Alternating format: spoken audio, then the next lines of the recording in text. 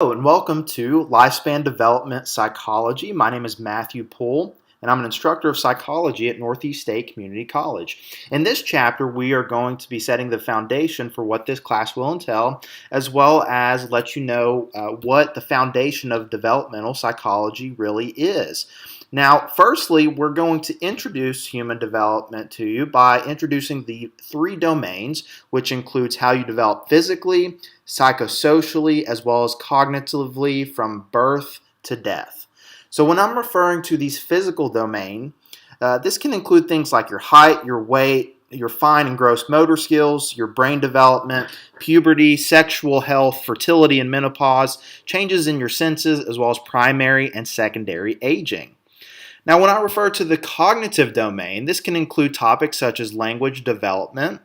This includes thinking, logical thinking, abstract reasoning, learning and understanding, memory abilities, moral reasoning, practical intelligence, as well as wisdom.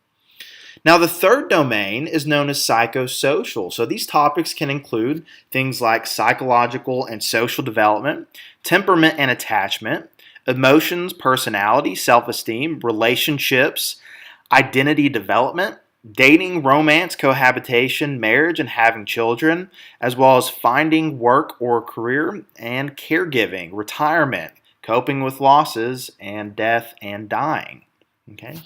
Now, whenever we're referring to, throughout the class, theorists of lifespan development psychology, they can fall under a couple different categories: continuous versus discontinuous development.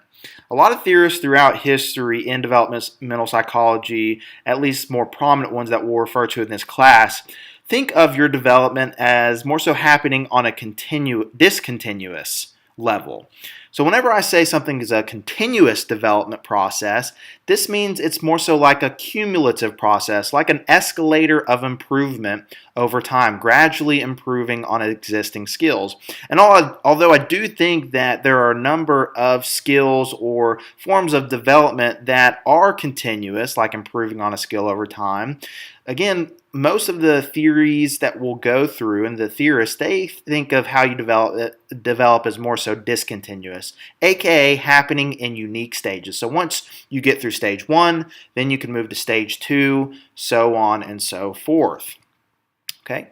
Now, an issue that has been discussed within developmental psychology includes the topic of, is there one course of development or are there many courses? And what I mean by that, one course includes things like development is essentially the same for all, development is universal, as well as stage theories. So there are certain forms of development that will span across the entire world. There are physiological developments that you can't help no matter what. This includes things like the onset of puberty, things like that. Now, many courses of development have been very popular in the sense that depending on where you grow up in the world, that can really influence your environment. Your how you develop due to like that environment, culture, specific genetics. Basically saying that development follows a different course for each child. Now, another topic that's been discussed in developmental psychology is nature versus nurture. Now, we're going to settle this debate right off the bat, and if you've watched my Introduction to Psychology lecture series, we dive into this quite a bit. So whenever you're referring to somebody's nature, this is strictly talking about somebody's biology and their genetics, what they are given at birth by their biological parents. Now, your nurture is the environment in which you grow up in, as well as your culture, where you grow up in the world. And this can include things like your parents, as well as your peers, your teachers, etc. And although back in the day it was nature versus nurture, which explains how you behave better, it should be viewed as an interactionist model, nature and nurture, because both are involved. Both your genes as well as your environment are involved in shaping who you become and how you behave. All right, so let's talk about some basic periods of human development. Let's first introduce the different stages that we'll go throughout the class. So we'll talk about prenatal development, So this includes like your fetal periods, infancy and toddlerhood, the first couple years of life, early childhood, ages 2 to 5 or 6, middle childhood, ages 6 to 11, adolescence from 12 to 18, early adulthood, late teens, 20s, and 30s. Then we'll move toward talking about middle adulthood, your late 30s or age 40, through about your mid 60s. And then we'll dive into talking about late adulthood and death and dying. And we'll distinguish the difference down the road in late adulthood, the difference between young old versus oldest old. Have I lost you yet? Okay. So whenever we're talking about the lifespan perspective, I want to go ahead and talk about right out the gate that development occurs across one's entire life or is lifelong. This is commonly associated with Erik Erikson's theory of psychosocial development, where comparatively to Freud thinks that your development is kind of set in stone by the time you reach adolescence. His discontinuous theory only reaches up until adolescence, whereas Erikson, his crosses the entire lifespan in unique stages. So development encompasses the entire lifespan from conception to death. Now, the traditional view is focused on conception to adolescence and the gradual decline in old age. And it was believed that the 5 or 6 decades after adolescence yielded little to no developmental change at all, aka Freud's perspective. Now, the current view is that changes in development can occur later in life without having been established at birth. So you can still develop well into your adulthood. As well, development is multidimensional. So we've already established the 3 domains that we will discuss throughout the class. We have the physiological changes. Your physical changes include your hormone levels, primary and secondary sex characteristics, changes in height and weight. And then you've got the cognitive changes, okay? So cognition, remember, equals thinking. So it changes in terms of the ability to think abstractly. And then you've got emotional and social changes, which are involved in regulating emotions, interacting with peers, and possibly dating, aka psychosocial development. So development is multi-dimensional as well as multi-directional. Okay, and results in gains and losses throughout life. So we have the capacity for both an increase and decrease in the efficacy of certain traits over the course of the lifespan. So we have this selective optimization with compensation, which is prioritizing and improving the efficacy of particular functions, thereby reducing the adaptive capacity of other functions. So, for example, in childhood, we have difficulty with regulating emotions and impulsive actions. And then in adolescence, we have this increased ability to regulate emotions and impulses, but they may sacrifice spontaneity, creativity, or fast responding. Okay, and development is plastic, and I don't mean the type of plastic that you drink through a straw. Okay, this is talking about that the characteristics that you experience are malleable or changeable. So when I'm referring to something being plastic, I'm referring to it being malleable or changeable. So the nature of human development is more pluralistic than originally thought. There's no single pathway in development. So I want you to consider the example of cognitive decline and aging. So dimensions of cognitive decline are partially reversible because the brain retains the lifelong capacity for plasticity and reorganization of cortical tissue. And research suggests that cognitive functions such as memory can be improved in mature adults with age-related cognitive decline by using brain plasticity-based training methods. As well, development is contextual. So development is influenced by these contextual and sociocultural influences. So this includes development varies from person to person, obviously. So it depends on the context of the situation, depending on factors such as the person's biology, family, school, church, your profession, nationality, as well as ethnicity. And there are 3 types of contextual influences that operate across the lifespan. This includes normative age-graded influences, normative history-graded influences, and non-normative influences. So whenever I'm referring to normative age-graded influences, this is biological and environmental factors that have a strong correlation with chronological age, as I mentioned earlier, things such as puberty or menopause. That is based on normative age grade, okay? And then age-based social practices such as beginning school or entering retirement happen around the same time, okay?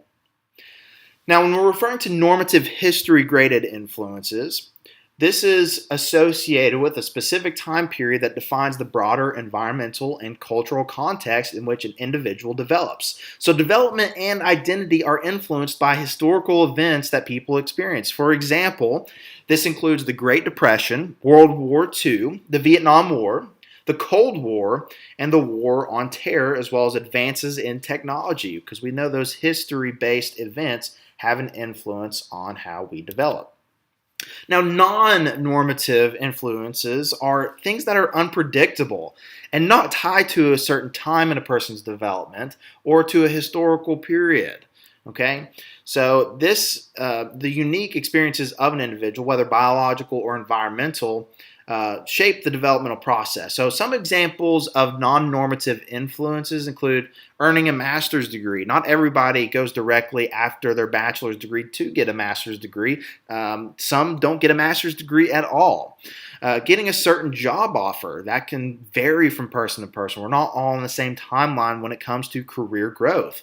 Going through a divorce, some people will do so, maybe early on in life, later in life, or maybe not at all, as well as coping with the death of a child. These are all examples of non-normative influences.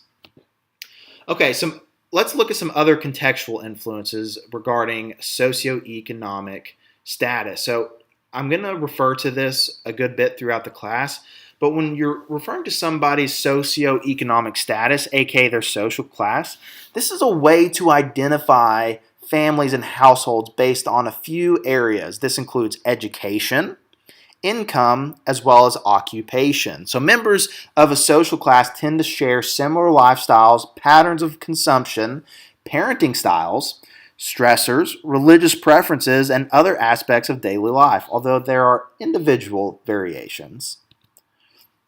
Okay, so another contextual influence includes your culture. So often referred to as a blueprint shared by a group of people that specifies how to live. So what I mean by this is culture includes the ideas about the following: what is right versus wrong, what to strive for, what to eat, how to speak, what is valued, what kinds of emotions are called for in certain situations. Culture is learned from parents, schools, churches, media, friends, and others throughout a lifetime. So how do we know what we know, though? So we have what's known as experiential reality and agreement reality. So experiential reality is knowing based on your own history. How can you apply those schemas that you've developed from the past to influence you? Agreement reality, knowing based on what others have told you or cultural ideas. Okay, because we know we develop not just by things directly happening to us, but by hearing things from other people on what to pursue, on what to engage in. Now, problems with personal inquiry or drawing conclusions based on our own experience includes the tendency to see what we believe because of cognitive blinders. We're going to talk about throughout the class some biases, some cognitive biases that influence how you behave and how you develop in general. Now, I think a bias that we can all relate to is the confirmation bias. We've probably adhered to this bias at least once in our life where, our beliefs are important to us. This is why we don't always falter or flip back and forth whenever somebody comes at us with different opinions. We usually come to these beliefs based on a lot of thought effort.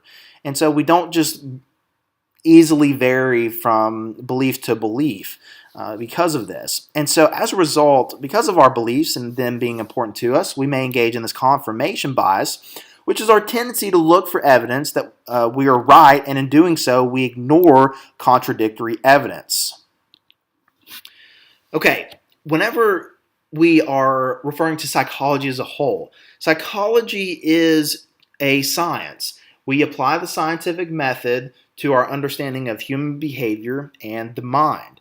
And so the same is done in lifespan development psychology, where we're applying the scientific method to our understanding of how we develop psychosocially, physically, as well as cognitively from birth to death. So there is such an importance with the scientific method because it allows us to come to logical conclusions about our world, specifically related to lifespan development. So science involves continuously renewing our understanding of topics in question and ongoing investigation of how and why events occur. Science is not perfect by any stretch of the imagination. We are constantly improving on it throughout our history. Now, any scientist that's worth their salt is, if they comes to you and they say they 100% have the correct idea, please run away from them as fast as possible, because any scientist who is legitimate is always going to leave room to be falsified or proven incorrect. So science is falsifiable, able to be proven incorrect. So scientific inquiry involves attempts to reject or refute a theory or set of assumptions. Okay, and this is important, this last bullet point here. A theory that cannot be falsified is not scientific. That also goes along with a hypothesis. We all grow up knowing that a hypothesis is an educated guess, but I would like to refer to it as a testable prediction, because a hypothesis and a theory can only be legitimate if it is able to be falsified or proven not supported. Okay. Now, whenever you're conducting a study, we have to put things into place to make it less biased. Because if we're left to our own devices and we're not cognizant of all the pieces going into our experiment, we can potentially influence the results to reflect what it is that we want to happen. So what we put into place, one of the things that we put into place is what's known as random sampling. So whenever you have a particular population that you're wanting to study, it's basically impossible to study every single person from that population. So you get what's known as a sample, and that sample has to be a significant number of individuals from that population, and it has to be random, meaning that every single person from that population has an equal chance of being selected for participation. All right? Otherwise, we can pick and choose who we want, and we may unknowingly or knowingly choose people that's going to fulfill the results that we want. Now, in science, you have two overall categories that you can conduct research through, which is quantitative versus qualitative. So when you're using quantitative research, as just a rule of thumb, you're referring to just numbers, okay? You're using statistical data. So you're quantifying or using statistics to understand phenomenon, to try and understand a cause and effect relationship. So you determine a research question, conduct a literature review of previous studies on the topic. You determine method of gathering information, conduct the study, interpret the results, and then draw conclusions. And with the scientific method through quantitative research, we don't just want to stop at finding these conclusions. We need to share our findings with the world so we can improve science as a whole. So we will usually submit this to peer review so other scientists can sign off on our work and consider it science.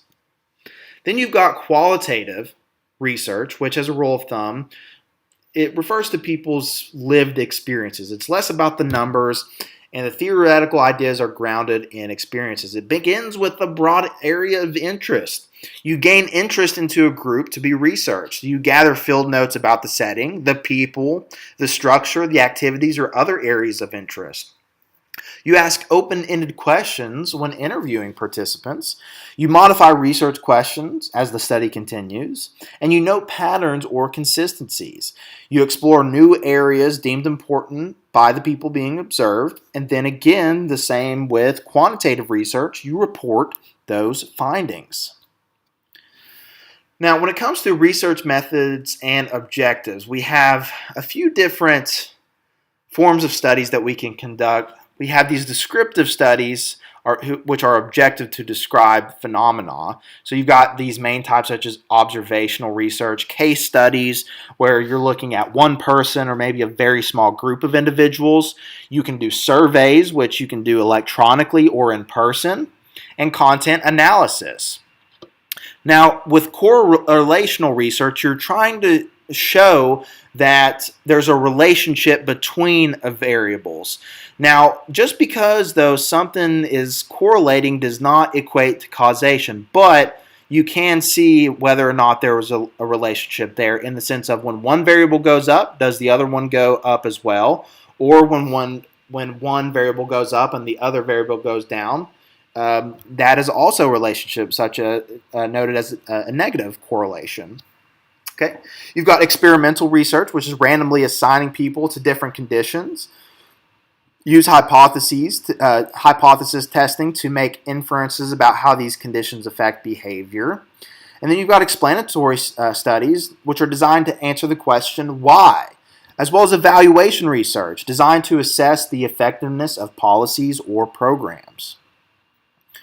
Now, one of the best studies that you can conduct, if you can pull it off, is an observational studies through a naturalistic observation. Because whenever you're observing people in their natural habitat and they don't feel like they're being studied or watched, it will allow them to act more in tune with how they, always are behaving.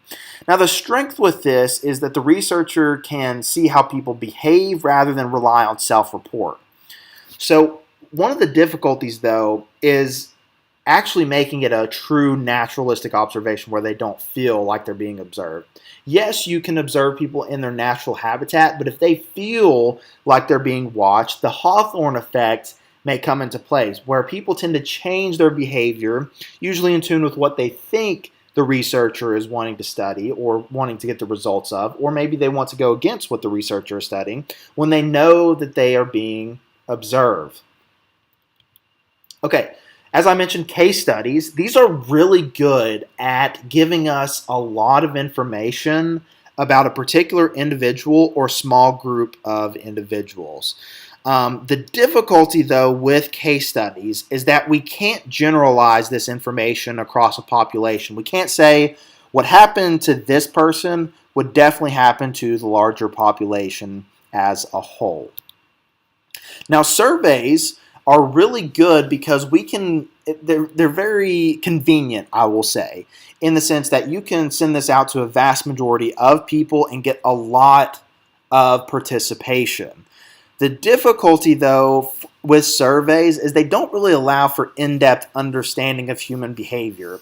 And as we've noted in Introduction to Psychology, whenever you're self-reporting, there's going to automatically be some bias there because we as humans are not perfect, and trying to be introspective is not as reliable of a method in the sense of accuracy, okay?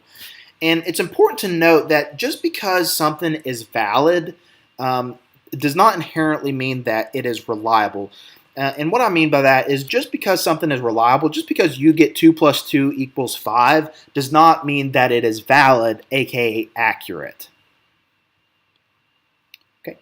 Now with content analysis, this involves reviewing media, such as old text, pictures, commercials, lyrics, to explore patterns or themes in culture. Some may also consider this archival research or secondary content analysis as well. So with archival research, this includes analyzing information that has already been collected or examined. So, the strength of this is that you don't have to recruit participants, but you also didn't get to conduct the study, and you're limited to just what the other researchers have the results of. And the quality of the data originally collected may be compromised as well. Okay, so with correlational research, I know I touched on it very briefly, but I want to reinforce it once again. So when I'm referring to correlational research, there are a few terms that we need to look at. Whenever I'm referring to a scatter plot, you're looking at one to the very right. So it's a plot of the relationship between two scores. Each dot represents a data point. Now, when there's a positive correlation, the variables go up or down together, so they move in the same direction. So when one goes up, the other one goes up as well. When one variable goes down, the other goes down. Okay, and then with negative correlation, this is whenever the variables move in opposite directions. So when one variable goes up, the other goes down, and vice versa. But just because there is a correlation, this does not equal causation. Okay, so a good example for this, there's a positive correlation between ice cream sales and drowning deaths. Okay, but does that mean that ice cream sales is causal of drowning deaths? No, it's likely that there's a third-party variable or a confounding variable. In that, it's the summer months. More people are more likely to buy ice cream in the summer months as well as engage in water-related activities. Okay. Now, experiments are designed to test hypotheses. And again, hypothesis is, yes, an educated guess, but I like to refer to as a testable prediction. You're actually able to come to a conclusion on this. And so a variable is anything that changes in variable. And variables are operationalized, which means the researcher specifies exactly what is going to be measured. So this is the major advantage to this is the experimental method is the only research method that can measure cause and effect relationship between variables. But the major disadvantage is the difficulty translating much of what concerns us about human behavior into a laboratory setting. Okay, so a basic experimental design begins with a sample. Okay, as I've already mentioned, a subset of a population. And then once you have that random sample, you are randomly assigning. So like I said, everybody from that population has an equal chance of being selected for participation. But as well, when you have that random sample, you have the random assignment where each individual has an equal chance of being either in the experimental or the control group. Now, the experimental group is the group that is going to receive the manipulated variable. So if you're conducting a study on, you've created the strongest sleeping pill ever, and you want to see how that inhibits people's cognitive performance on a test, then you give them that. And then you have the control group, which is quite simply the group that we are just comparing the experimental group to. They will not receive the manipulated variable. Okay, and so what I mean by that is you would give them like a sugar pill, which has no altering effect on the brain. Okay. Now, when you're referring to the independent variable versus the dependent variable, all you need to ask yourself, if you're given a question or scenario, is ask yourself what's being manipulated or changed. That's the independent variable. The dependent variable, all you have to ask yourself is what are you testing specifically? So in that example that I gave you, the independent variable would be the sleeping pill. That's what's being changed or manipulated. One group gets the IV, and one group does not. One group does not get the sugar pill or the sleeping pill. And then you've got the dependent variable. What are we testing? Well, we're testing cognitive performance. So in that example, the IV is the sleeping pill. And then the dependent variable is what I'm testing is cognitive performance. Okay, so another couple forms of study that we're going to overview is cross-sectional research versus longitudinal research. So whenever I'm referring to cross-sectional research, there are some advantages and disadvantages. Cross-sectional research takes a lot less time than longitudinal research. The reason being is because you're studying different individuals, in the particular areas that you're wanting to study. So it's less time-consuming, less expensive, and so let's say that I'm wanting to study the effects of smoking from the age of 18, and I check in And then what I'm going to do for cross-sectional is I'm going to look at a different group of 20-year-olds versus a different group of 50-year-olds versus a different group of 80-year-olds. And so the disadvantage of this is it's limited to one time of measurement and cannot examine change over time.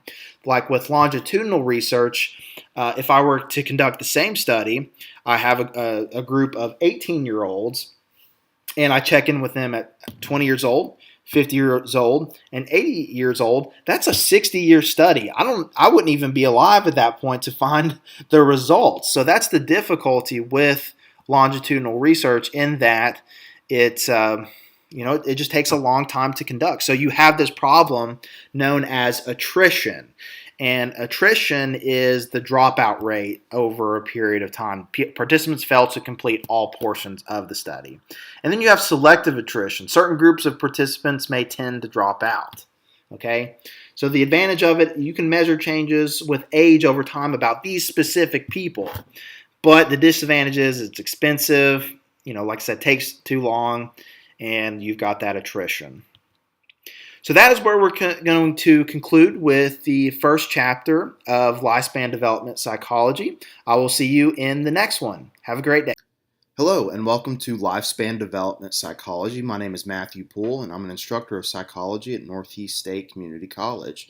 Today we will be diving into Chapter 2, talking about different developmental theories as well as theorists. So first, let's look at some of the psychodynamic theories. And before we get going, we need to define some terms.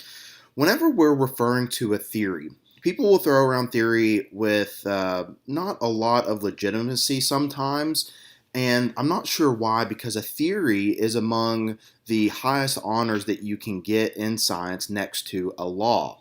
Now, a theory is defined as a well-developed set of ideas that proposes an explanation for a phenomenon or a behavior and events that is used to make predictions about the future. Now, a hypothesis, as we discovered in the last chapter, is a testable prediction. We always grow up saying that a hypothesis is an educated guess, and it is, but for a hypothesis to be legitimate, it needs to be testable, so it needs to be falsifiable or proven that it's not supported by science. So a testable prediction that is arrived at logically from a theory, often worded as an if-then statement. And so, of course, throughout the scientific method, everything starts with a hypothesis. And then we move toward the research, we come to an observation, and we come to a conclusion, and then we create or modify the theory. Now, whenever it comes to the disagreement among theorists, we've got three key issues that remain among which developmental theorists often disagree. This is passive versus active, continuity versus discontinuity, as we discovered in the last chapter, the nature versus nurture debate, although it shouldn't be considered a debate anymore, it should be viewed as an interactionist model. Next, we've got Freud's psychodynamic perspective. Whenever you think about psychology, oftentimes the initial thought that comes to mind is Sigmund Freud, and he dominated the field of psychiatry until about the growth of behaviorism with John B. Watson in the 1930s. Now, Freud proposed that personality forms during the first few years of life. He also proposed that the ways in which parents or other caregivers interact with children have a long-lasting impact on children's emotions, behavior, and personalities. That's one of the things that has stuck around from Freud's ideas, in that early childhood experiences do impact how you behave as an adult. And he suggested the first purely psychological explanation for physical problems and mental illness. Okay, so he proposed that unconscious motives, desires, fears, and anxieties drive our actions. So he thinks that the difficulties we experience are a result of the unconscious mind, as well as, again, early childhood experiences. Now, Freud had a lot of theories or ideas and hypotheses that aren't necessarily falsifiable, and this is a good introduction to one of the ways in which an idea can be unobservable, therefore we can't apply the scientific method to it. And although it may feel anecdotally like we experience an id, ego, and superego, there's no way to reliably observe it, apply the scientific method to it, and come to conclusions. So one of these ideas again with the id, ego, and superego, part of personality, is the id. You can kind of think about it like the id is the devil on your shoulder. It wants what it wants when it wants. It relies on something known as the pleasure principle. Okay, includes our instincts and drives, wants, and immediate gratification. Now, the superego is like the angel on your shoulder. It relies on the morality principle where it wants to do right every single time, each time. But then, like in movies and TV shows where you've got the devil that pops up and you got the angel that pops up, ultimately it's up to you to decide and distinguish between the two. That's what's known as the ego, which relies on the reality principle. It tries to help satisfy the id, but in a socially acceptable manner. And according to Freud, the ego develops within the first 3 years of life. And to Freud, if there's a strong ego to balance the id and superego, that will equate to a healthy personality. Now, if there's an incongruence or an imbalance of the ego to support the id and superego, then that can lead to neurosis or a tendency to experience negative emotions. And over to the figure to the right, Freud thinks that your awareness of your mind is kind of like an iceberg where only a little bit of it is conscious to you or within your awareness, whereas like an iceberg, the majority of it is underwater. And to Freud, that is the unconscious mind. Information or mental faculties that we are unable to access. Now, Freud had a theory of psychosexual development, and to him, again, these stages last until about adolescence. And if there's a difficulty within one of these stages, then that can lead to the fruition of mental difficulties in adulthood or being fixated in that stage. So he categorizes as the oral, anal, phallic, latency, and genital stage. We won't dive too much into it. You're welcome to do your own research on it. But there's a particular area of the body during these stages that is the area of focus. And so with the oral stage, it's focused on the mouth. Weaning off breasts or bottle is the major conflict. And if there's difficulty here, the adult fixation may be smoking, overeating, things like that. Now with the anal stage, this is focused on toilet training. And if there's difficulty with this, that can lead to neatness, and messy or messiness, one of the two directions. So you're welcome to go through those stages on your own time if you so choose. But again, Freud thinks that there are these unique 5 stages or discontinuous stages of development that we experience, and there's a major conflict within each stage that if there's not resolution with it, that could lead to an adult fixation. Okay. Let's talk about some common defense mechanisms. This is really important, not just for the purpose of this class, but to help you in your day-to-day life, because you can catch yourself engaging in one of these defense mechanisms, and usually we engage in these defense mechanisms and not even realize it. They're kind of like an ego protector in a way. Okay, so denial. A lot of us already know what denial is. But to give a definition to it, this is not accepting reality because it's uncomfortable. So not accepting the truth or lying to oneself. People will deny things all the time, like their substance use difficulty. They will deny that there is an actual problem even though they're taking it on a very unhealthy, consistent basis. Displacement. Displacement is whenever we take out our unacceptable urges or frustrations out onto a weaker or safer target. So let's say that your boss is being a jerk to you. You can't say what you'd actually like to say to your boss because that can lead to some severe repercussions. And unfortunately, what will happen as a result of that is individuals will displace that frustration onto a target that is less threatening to them and won't lead to the same repercussions as if they were to put that frustration on the original target at hand. So unfortunately, individuals may take it out on the people at home or in their close relationships and inappropriately displace that frustration. Projection. This is whenever we take unacceptable urges or frustrations about ourselves and then we place them onto other people. So kind of like displacement in a way, but we're taking feelings about ourselves, okay, and then casting it on to others. People will project all the time where they may be in a relationship where they're actually the ones cheating, but they blame another person for cheating, almost in a way to have this defense mechanism make them feel better about their behavior. But in all actuality, you're the one who's cheating, not your other person, but you're projecting that onto somebody, claiming that they're being unfaithful to the relationship. Rationalization. Rationalization is whenever we utilize unacceptable examples or reasons, I should say, for acceptable ones. So we replace them. So some people may rationalize, again, like with substance use difficulties, they may rationalize their usage by saying, well, it helps me, perform better at work, allows me to talk to people I wouldn't normally be able to talk to otherwise. And again, just because something is effective in the short term does not make it a productive behavior in the long term. So people will rationalize that. Reaction formation. This is whenever somebody outwardly opposes something you inwardly desire, but that you find acceptable. So let's say that you're in a group setting, and the group is talking about something that you don't necessarily agree with.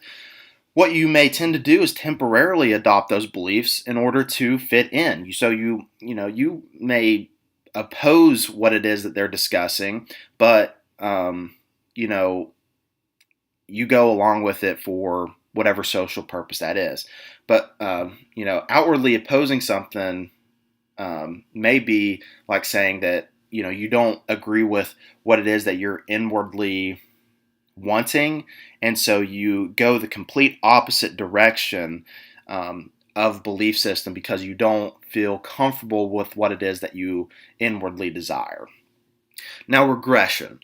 Regression is whenever we refer back to a childlike state to cope with difficulties that we're experiencing because it feels safer. So if this is where we say somebody's experiencing an adult-sized temper tantrum, because some adults may they don't know how to appropriately manage their frustration, so they may act out like a child would, such as yelling, crying, just any sort of less mature behavior as a result to deal with what it is that they're experiencing. Repression. Repression is whenever we push painful thoughts out of our consciousness. So this can be either due to traumatic experiences that we have, or maybe even as simple as an embarrassing event. Our brain may repress that memory in order to protect yourself from it, from experiencing that. So in other words, thinking about something else. Sublimation. Sublimation is the healthiest defense mechanism. This is whenever we take those unacceptable urges or frustrations and we redirect them into more socially acceptable behavior. So this is why a lot of people will go and work out, because they have these frustrations, and if they were to take it out on the person or other people, it wouldn't be a good scenario. And this may be a conscious experience or an unconscious experience. So what they'll do is, instead of taking that energy and putting it into an unacceptable outlet, they will go and work out or do something else that releases that particular energy. All right. Now, when it comes to another discontinuous theory or theorist, we've got Erik Erikson and his psychosocial stages of development. And throughout these stages, we have it's over the course of the lifetime. According to Erikson, he kind of differs Freud in that he thinks that your development is lifelong, and so in each unique discontinuous stage, there's a this versus that scenario. And if we come out on the healthy side of the house, then that's obviously more productive. Otherwise, if we're not successful, this can lead to some difficulties down the road. So the first stage is the trust versus mistrust phase, where the main tenet is hope.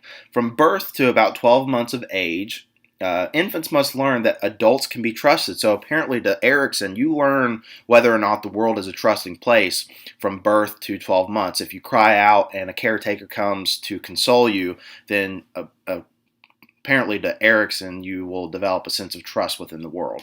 Autonomy versus shame. This is categorized by will. So from toddlers ages 1 to 3, they will explore their world and learn that they can control their actions and act on their environment to get results. Can they be autonomous? Can they be independent?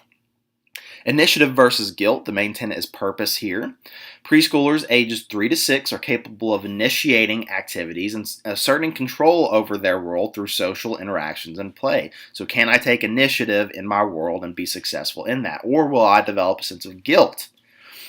Industry versus inferiority. So this happens from ages 7 to 12. They either develop a sense of pride and accomplishment in their schoolwork, sports, social activities, and family life, or they feel inferior and inadequate because they believe they do not measure up.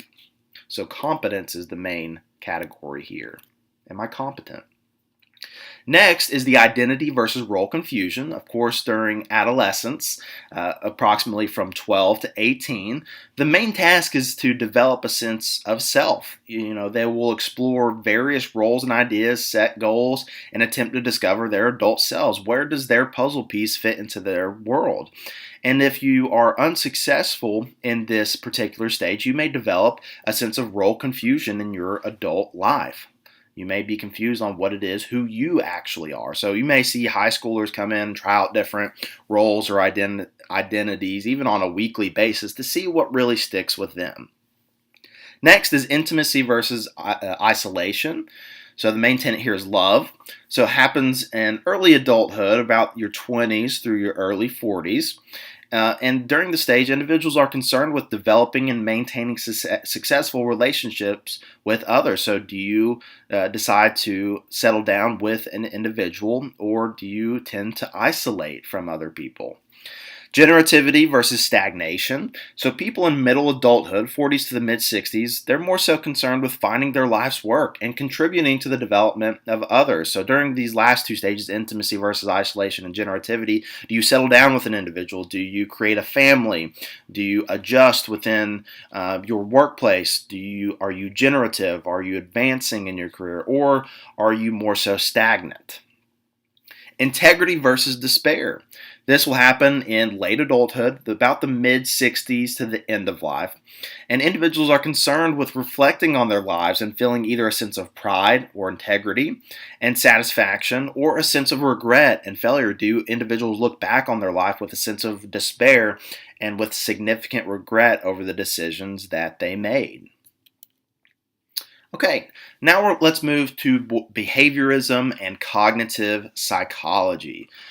So we establish in the first chapter, as well as within Introduction to Psychology, if you've seen that lecture series, you know this very well, but if you haven't, go check that out on my channel. So we know of John B. Watson as the father of behaviorism.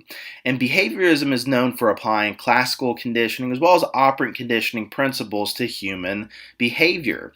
Watson believed that most of our fears and other emotional responses are classically conditioned, aka learned through our environment. Watson really believed that no matter what your genetics are, truly how you develop and how you behave, why you behave and make the decisions that you do, is strictly a result of your environmental influences. He truly believed that parents could be taught to help shape their children's behavior. And he tried to demonstrate the power of classical conditioning with his famous experiment with an 18-month-old boy named Little Albert, who he classically conditioned to fear a white rat. And what ended up happening was he didn't just fear this white rat, he ended up generalizing, meaning that any stimuli that related to that white rat, he also experienced that fear response. And classical conditioning is learning from association to anticipate events. So let's dive a little bit more into that. And I may refer back to the Little Albert experiment in just a moment. So there was this individual named Ivan Pavlov. Pavlov's dogs may ring a bell. So sorry for that little joke there, but it's pretty good. He was a Russian physiologist who studied digestion. And so what he was interested in, of course, was dogs and their digestion. And what he noticed was there was this salivatory response whenever the researchers were about to bring food to the dogs. And this intrigued Pavlov because Of course, the dog didn't see the food just yet, and they were already experiencing this salivatory reflex. And so he was interested in training these reflexes. So let's dive into that Pavlov's dogs experiment a little bit more. So Pavlov took this a step further and he decided to train a dog to salivate to the ringing of a bell. It was actually a ticking metronome, but we just say bell in Introduction to Psychology to make it a little bit more simple. And of course, a neutral stimulus or something that doesn't have anything to do with the original unconditioned stimulus is not going to have the same response. So a bell especially doesn't elicit a salivatory reflex. It may get your attention briefly, but it's not going to have this salivatory reflex. However, because animals and we as humans are really good association machines, we're really quickly able to pair a bell with food pretty quickly. So what Pavlov would do is just before or simultaneously with the food would have this bell ringing, and where classical conditioning is learning from association to anticipate events, the dog was able to anticipate that and understand that whenever the bell rang, food was about to be delivered. So the bell eventually became a conditioned stimulus, which elicited a conditioned response within the dog. So the bell had that conditioned reflex. And we as humans do this all the time. We could be classically conditioned to the sound of a bell as well, depending on the scenario. Now we've got operant conditioning, which is learning from our consequences. It's based on the law of effect, which states we're more likely to engage in behaviors that yield a pleasant consequence and less likely to engage in behaviors that yield a negative or a neutral consequence. So this was commonly associated with B.F. Skinner. And he dove into this a little bit more through the concept of reinforcements and punishments. So this is where we get positive and negative reinforcement and punishment. So in operant conditioning, we learn to associate a behavior and its consequences. Behaviors are either strengthened or weakened because of their consequences. Okay, I've already established the law of effect. And so to define a reinforcer, though, real quick, a reinforcer is anything following a behavior that makes it more likely to occur again. And then we've got the concept of primary versus secondary reinforcers.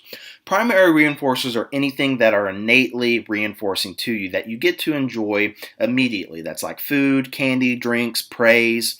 Whereas secondary reinforcers are things that need to be exchanged for a primary reinforcer down the road. So this is why we all go to work to receive those secondary reinforcers, that paycheck, cash, money, so we can eventually exchange it for something that we really want. Again, like a primary reinforcer, food, rent, electricity, something that we actually want to enjoy. All right. Now, B.F. Skinner created this Skinner box, which was a very simple study where he utilized rats and he created this operant conditioning chamber. Okay, and so it's a very simple thing where the rat, whenever they pulled the lever, they would get the food. But you can kind of see this metal contraption down here where he showed the concept of negative reinforcement, where whenever this operant conditioning chamber would begin to shock the rat, what they would do is they would pull the lever, and so the consequence was a removal of the shocking. So whenever it comes to negative reinforcement, please go ahead and get out of your mind that negative means bad, positive means good. Negative just means something's being removed from the situation as a consequence, whereas something that's positive means that it's added to the situation. So in the example of the rat pulling the lever to get the food, that is your simple example of positive reinforcement. They're getting a treat, which reinforces the behavior of pulling the lever. Whereas whenever it comes to the shocking, with negative reinforcement, what would happen is they would pull the lever and they would remove, and that would remove the shocking. So anything that's being removed is considered negative, and so it's going to reinforce that behavior of pulling the lever whenever there's a shock going on that floor. Okay. Now, moving forward to social cognitive theory, we've got this social learning theory that was developed in the 1960s thanks to Albert Bandura. Now, Bandura proposes that learning occurs in social context through a dynamic and reciprocal interaction of the person, their own behavior, and the environment. So, we don't just learn by things happening directly to us. We can observe, or through observational learning, see people experiencing an event and either learn through reinforcement or punishment to engage in that particular activity. So he had this famous Bobo doll experiment. And what happened in this experiment is children observed an adult engaging with this blow up Bobo doll. And depending on on what the consequences were, served to show what the children would do as a result. So if whenever the adults were engaging in aggressive behaviors toward the Bobo doll and they were reinforced, then the children would also follow suit. But if the adults were punished as a result for engaging in that aggressive behavior, the children would tend to stay away from the Bobo doll and especially not engage in aggressive behaviors. Now, when it comes to the cognitive perspective, so cognition quite simply equals thinking. So when I refer to cognition or cognitive, that is talking about your thoughts or how our mental processes or cognition changes over time.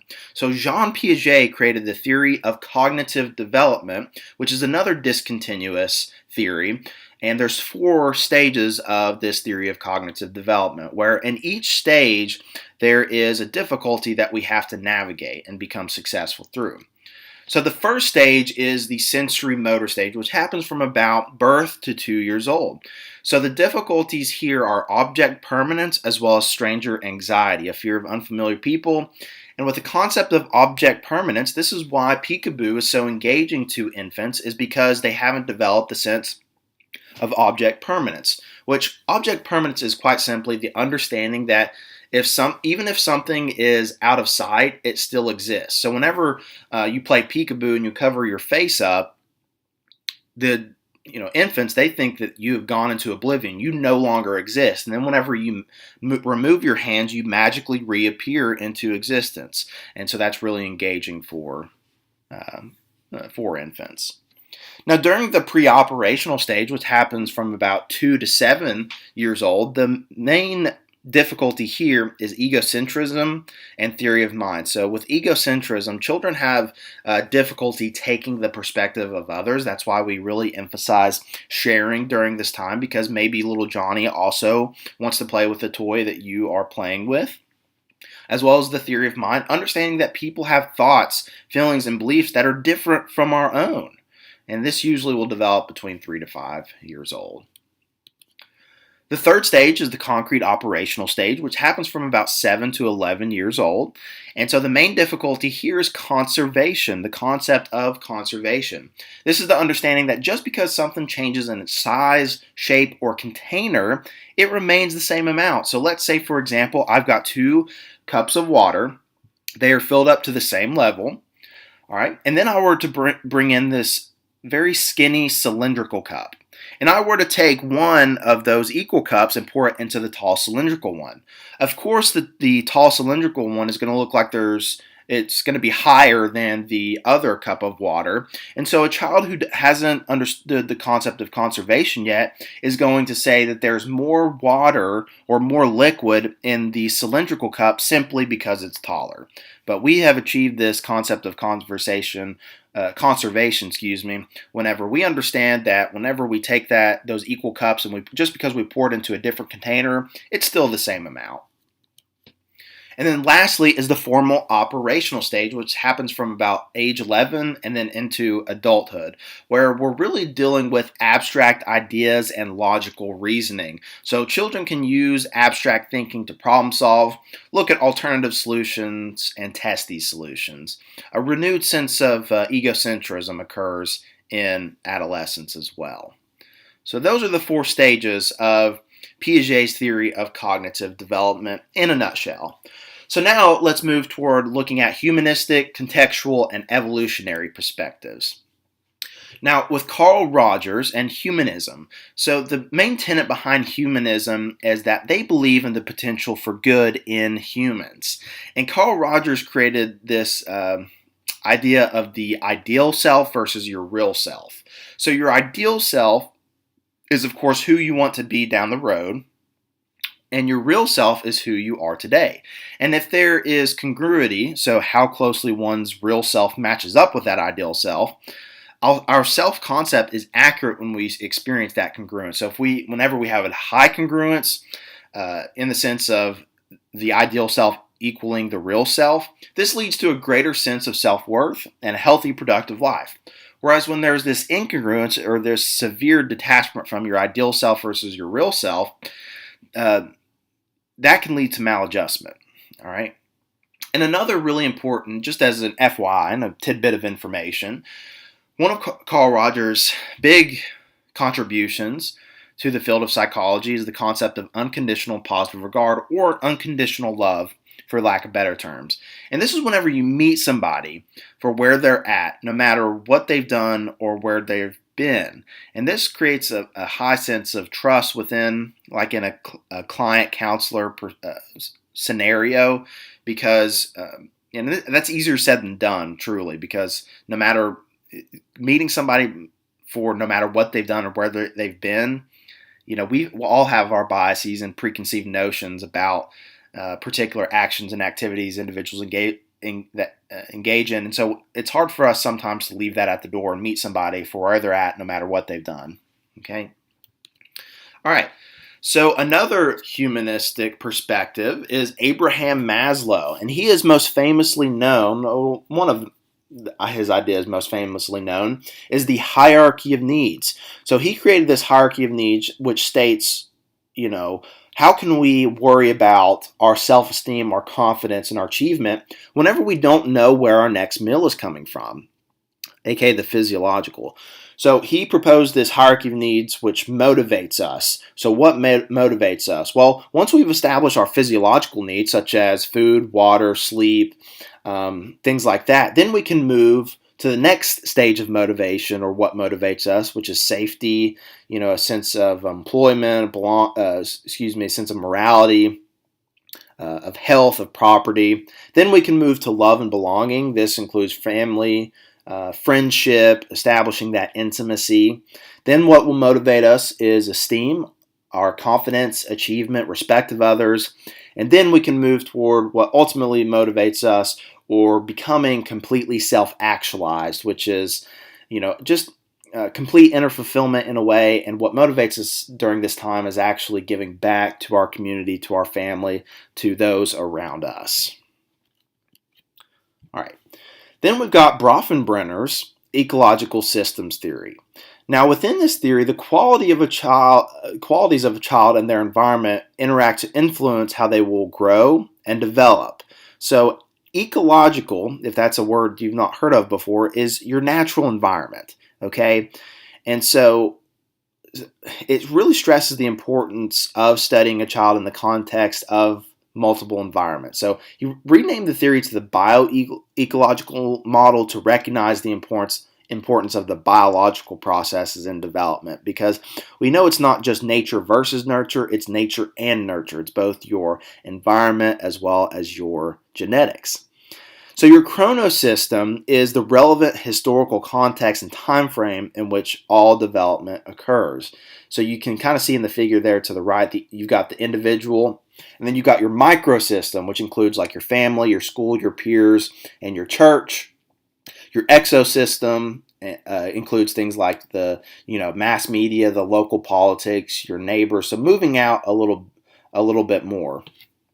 Okay. Now, when it comes to behavioral genetics, it's a field of study and a field of scientific research that uses genetic methods to investigate the nature and origins of individual differences in behavior, and studies the effects of heredity on behavior. So what it is that you receive from your parents, how does that influence how you behave? So behavioral geneticists strive to understand how we might inherit certain behavioral traits and how the environment influences whether we actually display those traits. So it's really often considered, especially in clinical psychology, because we know that there's a link with genetics and mental difficulties, especially when it comes to schizophrenia, depression, as well as substance abuse. So there are high genetic components and influence when it comes to the onset of mental difficulties. It's not just environmentally influenced. There is a genetic component to it as well. So that's where we're going to end today for Chapter 2. I will see you in Chapter 3. I hope you all have a great rest of your day. Bye-bye.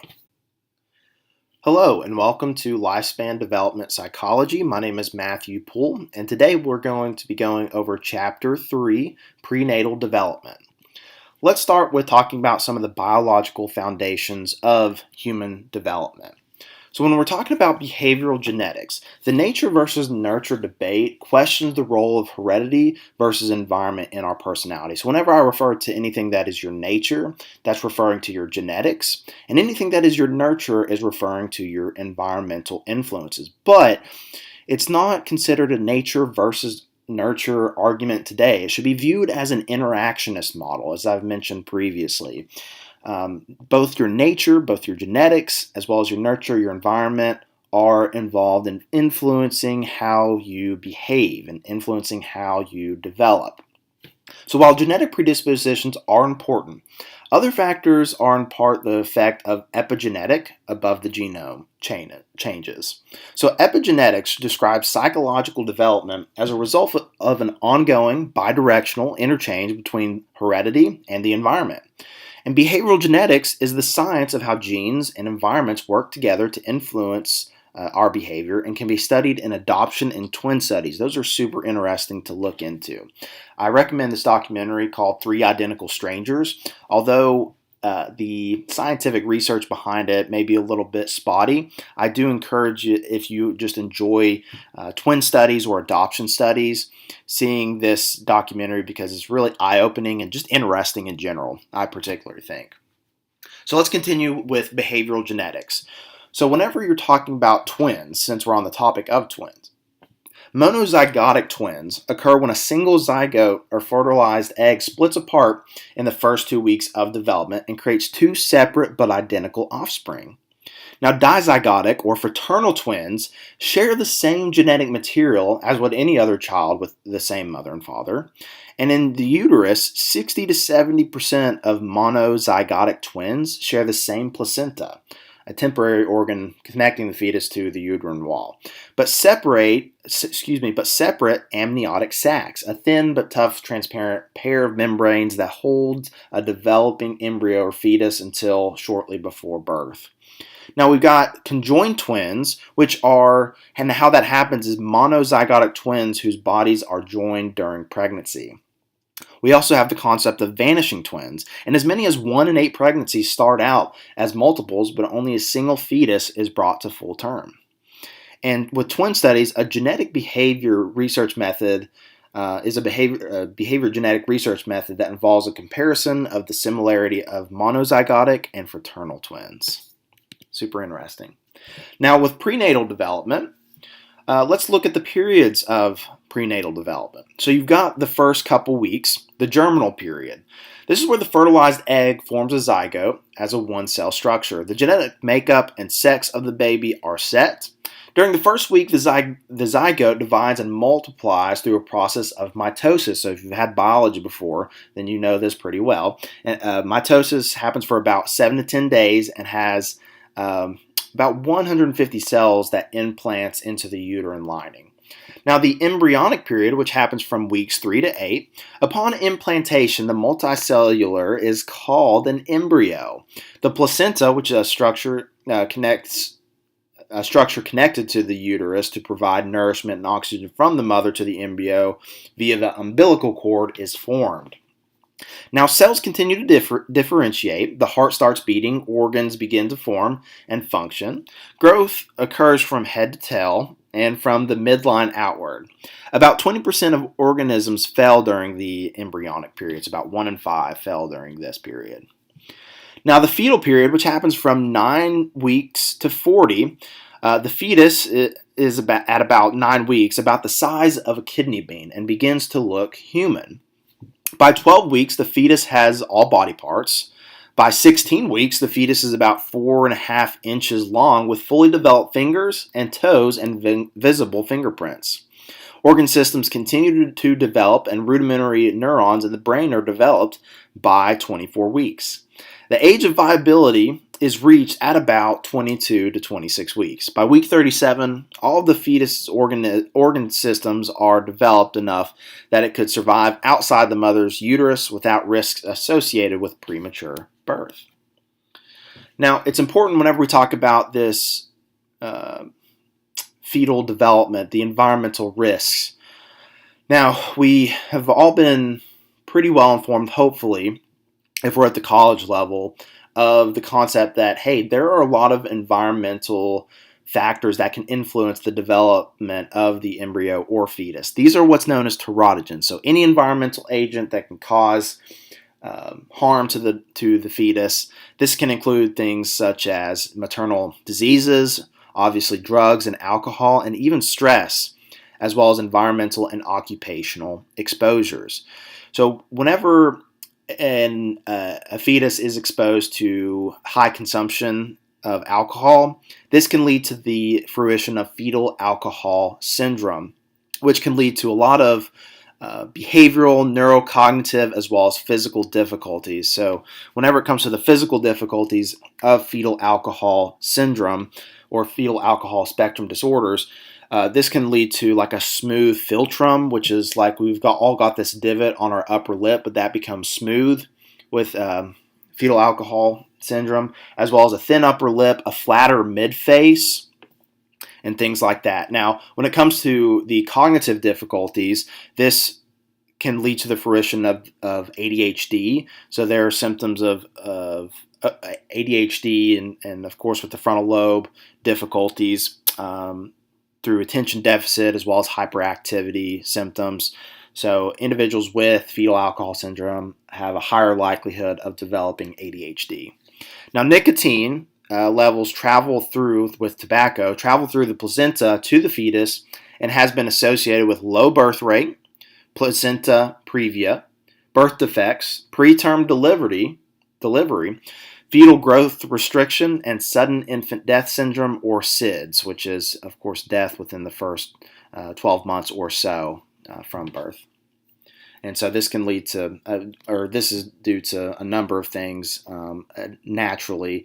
So if somebody, or if an infant unfortunately passes away due to SIDS, it can be due to, it's mainly because of the stoppage of breathing, and the stoppage of breathing can be through a number of ways: hyperthermia, overheating, unfortunately, the mouth being covered up as a result of being asleep on their stomach or sleeping with the parent, things like that. Now, some other environmental risks, obviously, even drugs that are prescribed to you, even if prescription medication is required, the lowest possible dose should be used, because even though you need it as a prescription, it can still cause harm to the developing embryo or fetus. That's not even talking about illicit drugs, which should be super obvious, not taking opioids or other forms of drugs that should be avoided, just even with not being pregnant, but will still unfortunately happen from time to time, where unfortunately infants will be born and they will be automatically addicted to a particular substance. That's one of the outlets. Of course, it can be physiologically experienced through like low birth weight. Like I said, they'll experience those withdrawal symptoms, birth defects, and then learning and behavioral problems down the road. So even your place of employment, or if you live in an environment where there's environmental chemicals, this can be through pollution, organic mercury compounds, herbicides, and industrial solvents. Sexually transmitted infections, obviously it goes without saying, but this can complicate pregnancy and may have serious effects on not just the baby, but the mother as well. Maternal diseases, maternal illness increases the chance that a baby will be born with a birth defect or have a chronic health problem. And then even something such as stress.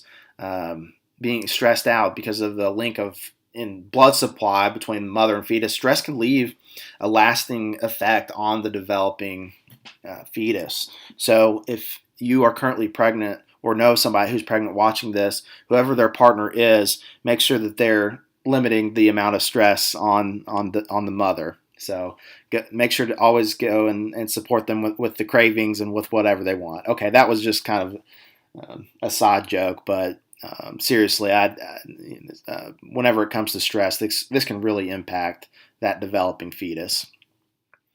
So when it comes to maternal mortality, about 830 women unfortunately die from preventable pregnancy or childbirth-related complications around the world, not just each year, not just each month, but every day.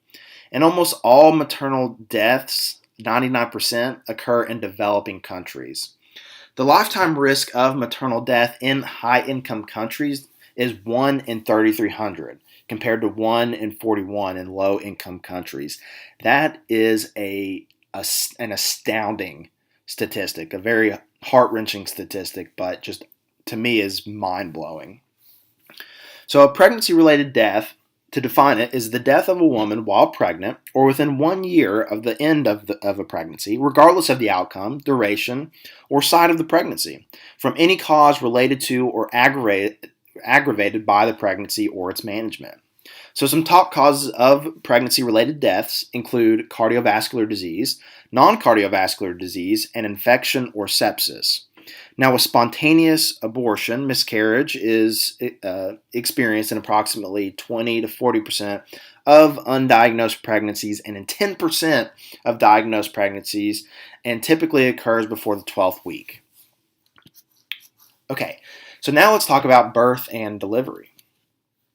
So with the process of delivery, the first stage of labor is typically the longest, with uterine contractions initially lasting about 30 seconds, 15 to 20 minutes apart, but increasing in duration and frequency to more than a minute and 3 to 4 minutes apart. So during the first stage, the cervix dilates to 10 centimeters, or just under 4 inches, and takes 12 to 16 hours for the first children and 6 to 9 hours for women who have previously given birth. The second stage involves the passage of the baby through the birth canal and takes about 10 to 40 minutes, with the head delivering first and the umbilical cord clamped and cut. The third stage is relatively painless when the placenta is delivered and occurs within 20 minutes after the delivery of the baby. Now, with a cesarean section, it is the use of surgery to deliver babies and may be necessary when vaginal delivery poses a risk to baby or mother. So that is where we're going to conclude for Chapter 3. I will see you in the next one for Chapter 4. I hope you have a great rest of your day. Bye-bye. Hello and welcome to Lifespan Development Psychology. My name is Matthew Poole. I'm an instructor of psychology at Northeast State Community College, and today we're going over Chapter 4, Infancy. So firstly, we're going to look at the physical growth and development in infants. As far as the physical growth goes, with weight at 4 months old, weight typically doubles. At 1 year, weight is tripled, and by age 2, weight has quadrupled. So the average length at 12 months, as far as the height, is about 25.5 to 30.5 inches. Now when it comes to brain growth within the first 2 years, the physical size of brain increases. At birth, the brain is 25% the adult weight, and then as you move to 2 years of age, it triples and is at 75% of adult weight. So when it comes to the neural development, most neurons are present at birth, but not fully developed. So you have the most neurons that you will have, but again, they're not exactly developed just yet. And you have billions upon billions of neurons. Whenever it comes to the myelinization, the myelin sheath, these are the fatty cells that protect axons and speeds up neural transmissions. Then you've got pruning, which is unused connections eliminated in favor of much used connections. And then when it comes to the prefrontal cortex within your frontal lobe, this is the least developed portion of brain at birth. And so your frontal lobe in total, though, what's fascinating about the brain in that regard is that it's not actually fully developed for adults until about the mid-20s. So they're about 25 years of age. Your frontal lobe is continuing to develop. Now, when it comes to the breakdown of a neuron, now to define it, a neuron is that electrochemical messenger system of the nervous system. So it's responsible for receiving, interpreting, and sending electrochemical messages across the nervous system. So information is received by these tree branch-like structures, the dendrites, which will move along the cell body, aka the soma, across this axon, which again, the myelin sheath is kind of like that lubricant for allowing these messages to speedily move through the axon. And then we'll end up at the synapse, which is right here as illustrated, which will then repeat the cycle of sending those electrochemical messages on to another neuron throughout the nervous system. Now, when it comes to motor development, reflexes are inborn. Some are necessary for survival, and some signify health and development.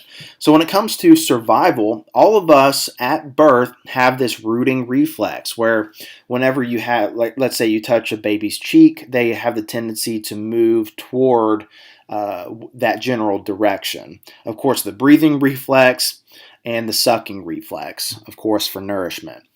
Now, some signify health and development, such as Moro reflex, the stepping reflex, and the palmar grasp. So, in the sense of that, you put your finger in a infant's hand, and they will naturally close it up. Now, motor development is orderly.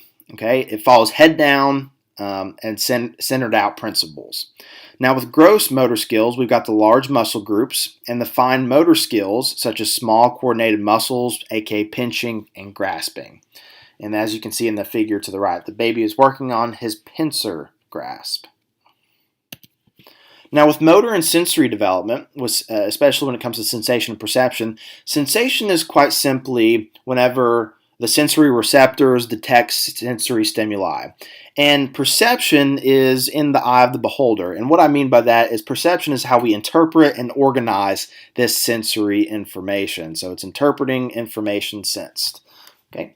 When it comes to sensory development, as far as of course we know about your five, vision, hearing, smell, taste, and touch, as far as with sight goes, it's the least developed at birth. And so newborns can only see about 18 to 16 inches in front of them. They have a preference for faces, unusual, interesting, and exciting images. Whenever it comes to hearing, this is the most developed at birth. In the womb, babies know the sound of their mother's voice, which I find super fascinating. When it comes to touch and pain, physiological reactions indicate sensation of pain when it comes to circumcision. And when it comes to touch, it's necessary and comforting. Okay? When it comes to taste and smell, the ability to distinguish flavors, sweet, salty, sour, and bitter, they prefer the sweet taste, and they identify a mother's smell pretty easily. So when it comes to nutrition, with breastfeeding, of course, breast is best.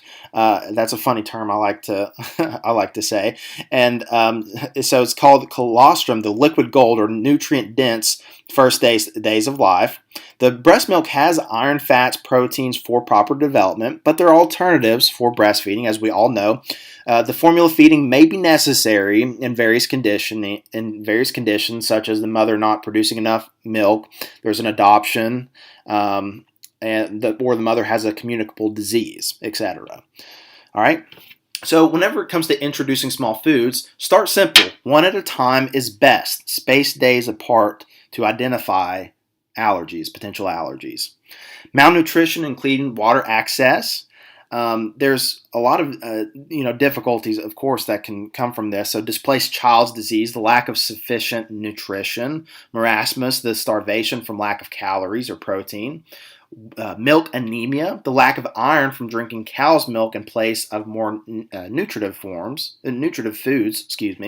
and clean water, of course, and obviously makes clean formula. So you can see over to the figure to the right, breast milk changes in composition with a newborn's development and needs. So 3 days to 5 days, 6 days, and then 25 days, which I found it so fascinating to that how the human body works in that regard to fit the exact needs and changing the exact needs of the newborn. When it comes to sleep and health, infant sleep requirements include from about 0 to 2 years of age, about close to 13 hours a day. And newborns will sleep from 14 to 17 hours. Okay. With SIDS, of course, many risk factors, many unknowns. Sudden infant death syndrome, we've already established that in the last chapter. So if you need a refresher on SIDS, make sure to check out chapter 3. So whenever it comes to further difficulties with SIDS, sudden infant death syndrome, there are some common causes. So back to sleep. Back sleeping is recommended for every sleep. No soft bedding, blankets, potential hazards such that can potentially cause the mouth to be covered up or inhibit the breathing process. Co-sleeping. Now the benefit of that is skin-to-skin contact, but this does have an increased risk of child suffocation. Okay. And does increase, obviously, whenever parents use drugs or alcohol because they can be, in a place of, what's the word? It's not coming to me momentarily, but a place of catatonia, which is an advanced word for saying reduce interest with your environment. Then you've got sleep schedules. Nighttime waking is common, so many infants sleep 6 hours during night by 6 months. Not doing so does not only indicate a serious problem, but individual differences. So let's look at cognitive development in infants and toddlers. When it comes to language development, so to give a definition to phonemes, these are just the basic units of speech, which make phonemes the smallest meaningful units of speech. So phonemes are just making basic sounds. Phonemes are sounds that actually will make some type of meaningful speech. When a child starts vocalizing, they produce all phonemes. With specialization, only native phonemes are easy to reproduce. So here are the stages of language development. We've got reflexive communication for stage 1. Stage 2, reflexive communication, interest in others. Stage 3, intentional communication. Stage 4, first words. Stage 5, simple sentences, like 2-word sentences. Stage 6, sentences of 3 or more words. And then stage 7, complex sentences and can have conversations. Let's look at emotional and social development during infancy. When it comes to emotional development, attraction and withdrawal. So social smiling appears approximately 2 months and laughter at 3 to 5 months. Displeasure, of course, frustration is normal, and sadness can indicate withdrawal. Stranger wariness appears around 6 to 15 months of age and is an indicator of memory, familiar versus unfamiliar. We've got separation anxiety. Where's my caregiver gone? And will peak around 8 to 10 months and declines later with healthy attachment. And we discover attachment styles in my Introduction to Psychology series, which I encourage you to check out if you haven't done so. And then we've got emotional regulation, so co-regulation. The parents help manage the amount of stimuli, soothe, and comfort. Self-awareness. Hey, I'm aware of myself, right? The I, me, my, etc., etc. Develops around 15 to 24 months and has the understanding of the self as an object. So a rogue test includes this mirror test. Does the baby touch their own nose or the mirror? Okay, so Rorschach's stages differ, firstly including differentiation, the self versus non-self awareness from birth, situation, next stage, imitation, reaching for objects away from the self by 2 months, identification, self-referential language, pass the rogue test by around 2 years of age. And in the later stages, we have permanence. So we know that permanence is the awareness of something. So one sense of self persists through time and space. And then self-awareness / meta self awareness is the third person perspective, able to take into account third person. Now, when it comes to attachment, I'll briefly go into, I do it a little bit more in my Introduction to Psychology series, but to briefly introduce attachment styles, this is from the child to the parent. There are 4 that Mary Ainsworth has identified. These include secure, insecure, avoidant, insecure, resistant, or ambivalent, and disorganized. So with a secure attachment style, this is predominant. This is most of babies, about 65%. The parent serves as a secure base of exploration. So they utilize the parents as a safe way to navigate their world. They know they can always rely on their parent to be there. Whenever it comes to the insecure avoidant, the toddlers react to the parent like a stranger, unresponsive to parent, and slow to show positive feelings. Now, when it comes to the insecure resistant / ambivalent, this is whenever the child will cling to the parent when they leave and reject affection attempts on caregiver return. So whenever the parent, in this Mary Ainsworth experiment, whenever a parent would leave, they would want to cling on to show this clingy behavior. But then whenever the parent returns, it's almost like they are resistant to whenever it returns. So it does not show that clingy behavior. All right. And in this experiment, the child doesn't explore their new environment. So they're not using their parent as a secure base in which to explore from. And then you've got disorganized. This is whenever it's very concerning in the sense that there's potential abuse within the home. So this is obviously the least secure attachment. It's often unpredictable parent behavior, again, maybe from abuse. And the child has not learned emotional regulation from this model. So in this experiment, whenever the parent leaves, they'll kind of freeze or run around erratically, and then when the parent returns, it's almost like they try to avoid the parent, which again signal for potential abuse within the house. Okay. Now, revisiting Erik Erikson's stages of psychosocial development, we've got in infancy, the trust versus mistrust phase. Then we've got autonomy versus shame and doubt that's experienced in infants and toddlers. So just to quickly revisit the trust versus mistrust phase. Apparently to Erikson, trust is established within the first year of life. And so they learn, if they cry out to their caregiver, does their caregiver come and console them? They will apparently establish if the world is a trusting place based on those experiences in the first year of life. And if this is an unresolved issue, they may develop a sense of mistrust with the world, like the world is an untrustworthy or dangerous place. Also experienced during this phase of life is autonomy versus shame and doubt. If we're successful with this stage, are we comfortable with taking initiative and trying to do things ourselves or that we deem as desirable? Are we able to develop independence in our tasks? Now, if it's unresolved, we may develop a sense of shame or doubt in our capabilities. We may be discouraged in our own autonomy and our own independence. So the child learns to doubt their instincts and maybe feel shame at the thought or when they do take initiative. So that is going to complete this chapter of Lifespan Development Psychology. I will see you in the next one. Have a great day. Bye-bye.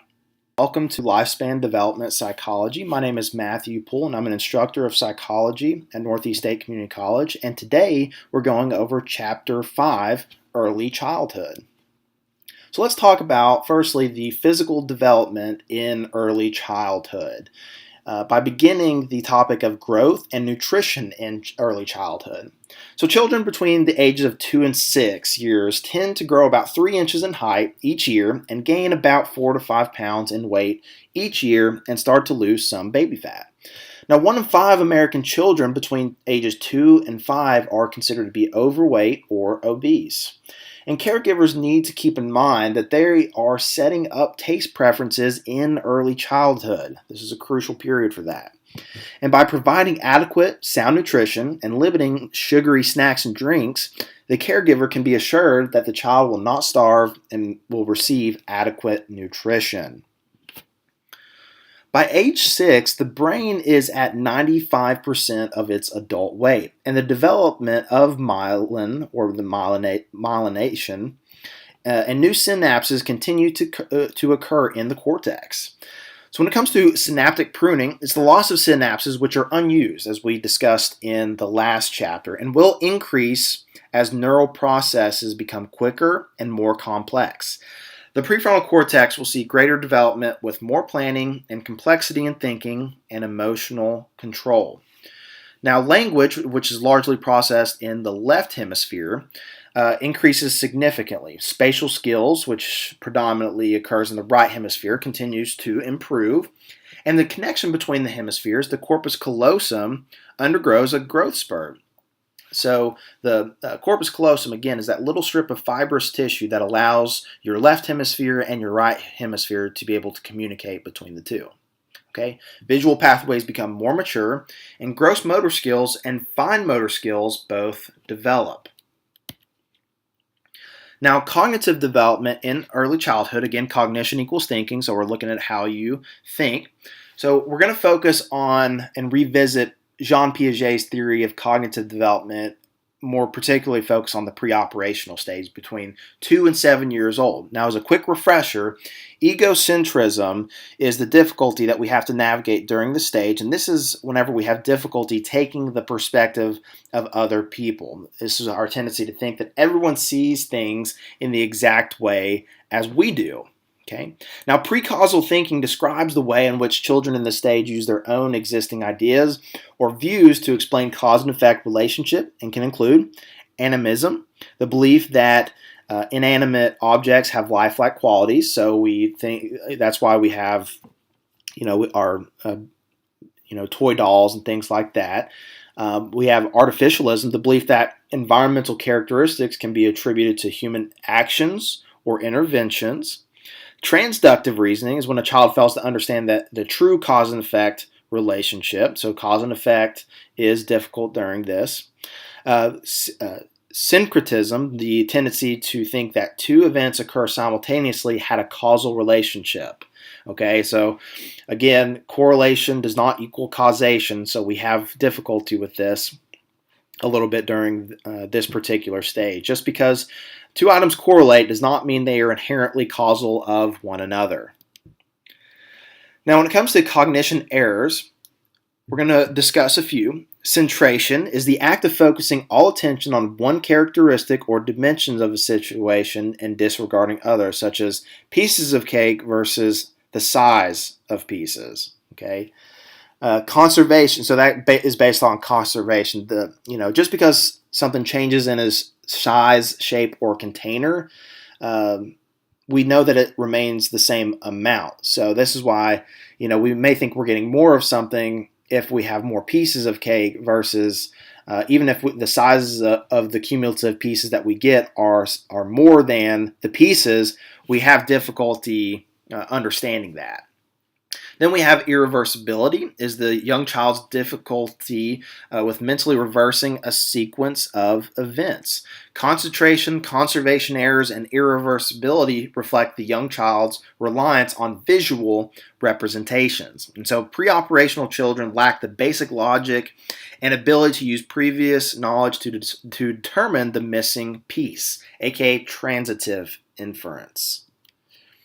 Now, when it comes to language development, about 2 to 6, a child's vocabulary will expand about 2 words from about 200 words to over 10,000 through fast mapping. So words are easily learned through connections between new words and existing concepts. Children learn the rules of grammar as they learn the language, with some rules taught explicitly and others intuitively. So children can overregulate grammar rules because they intuitively discover a rule, then overgeneralize it when they are taught to do something in school. Add ed to the end of words for past tense. So now let's talk about emotional and social development in early childhood. Developing a concept of self. So self-concept is, of course, the idea of who we are, what we're capable of doing, and how we think and feel. So this can include also looking glass self, involves looking at how others seem to view us, and interpreting this as we make judgments about ourselves. So 2 parts of the self: the I, that is spontaneous, creative, innate, and not concerned about how others view us, and the me, or social definition of who we are. The socialized self begins when we are able to consider how one important person views us. As the child grows and is exposed to a variety of situation and cultural roles, they begin to view the self in the eyes of many others, taking the role of the generalized other, resulting in a sense of self with many dimensions. Now, one way to gain a clearer sense of self is to exaggerate qualities to be incorporated into the self. The exaggeration tends to be replaced by a more realistic sense of self in the middle childhood as children learn to compare themselves to others to understand their capabilities. So, self control involves both response, inhibition, and delayed gratification. The ability to delay gratification has been assessed in young children with the marshmallow test. So the marshmallow test is basically allowing the child to be in the room, giving them a marshmallow, and the parent leaving the room to see and asking the child to wait, do not eat that marshmallow just yet. And so, if a child is successful, they will delay that gratification, and whenever the parent returns, they are able to eat the marshmallow. So recent research has linked poor delayed gratification in young children to poor eating self-regulation, particularly eating when not hungry. Now, revisiting Erik Erikson's psychosocial stages of development, particularly in this stage, we have initiative versus guilt. Okay, so Erikson viewed the relationship people have as an influence personality development. So initiative versus guilt will begin at age 3 and builds upon the previous trust and autonomy in the previous stage into a desire to take initiative or think of ideas and initiate action. So again, those first 2 stages, if we're successful, from 0 to 1, we develop a sense of trust in the world. Then we move to stage 2, which is autonomy versus shame and doubt. So are we comfortable with taking or being independent and being autonomous, or we have a sense of shame and doubt in our capabilities to be independent and autonomous. And in this stage, we're working on taking initiative, okay? Or do we develop a sense of guilt in that regard and taking initiative? All right. So parental guidance should help the child move toward the right actions, and the goal is to find a balance between initiative and guilt, not a free-for-all where the parent allows a child to do anything wanted, but in a healthy manner and in a correct outlet, allowing them to take initiative. It's not just letting them do whatever they want and developing that initiation based off of impulse and whenever they want. Okay. Now, when it comes to family life and parenting style, this is really important. So we discussed in the last chapter talking about attachment styles from the child to the parent. Now we're going to look at the parenting style, which is, of course, you probably didn't need this explanation, but from parent to child. So how does the parent engage with, and what's the model they use, what's the style they use for their child? This is really interesting right here. I love going through parenting styles because you can really see whenever somebody reaches adolescence or into adulthood what type of parenting style they received. Now, when it comes to authoritative versus authoritarian, although they are spelled similarly, they couldn't be the exact opposite, couldn't be more of exact opposites from one another.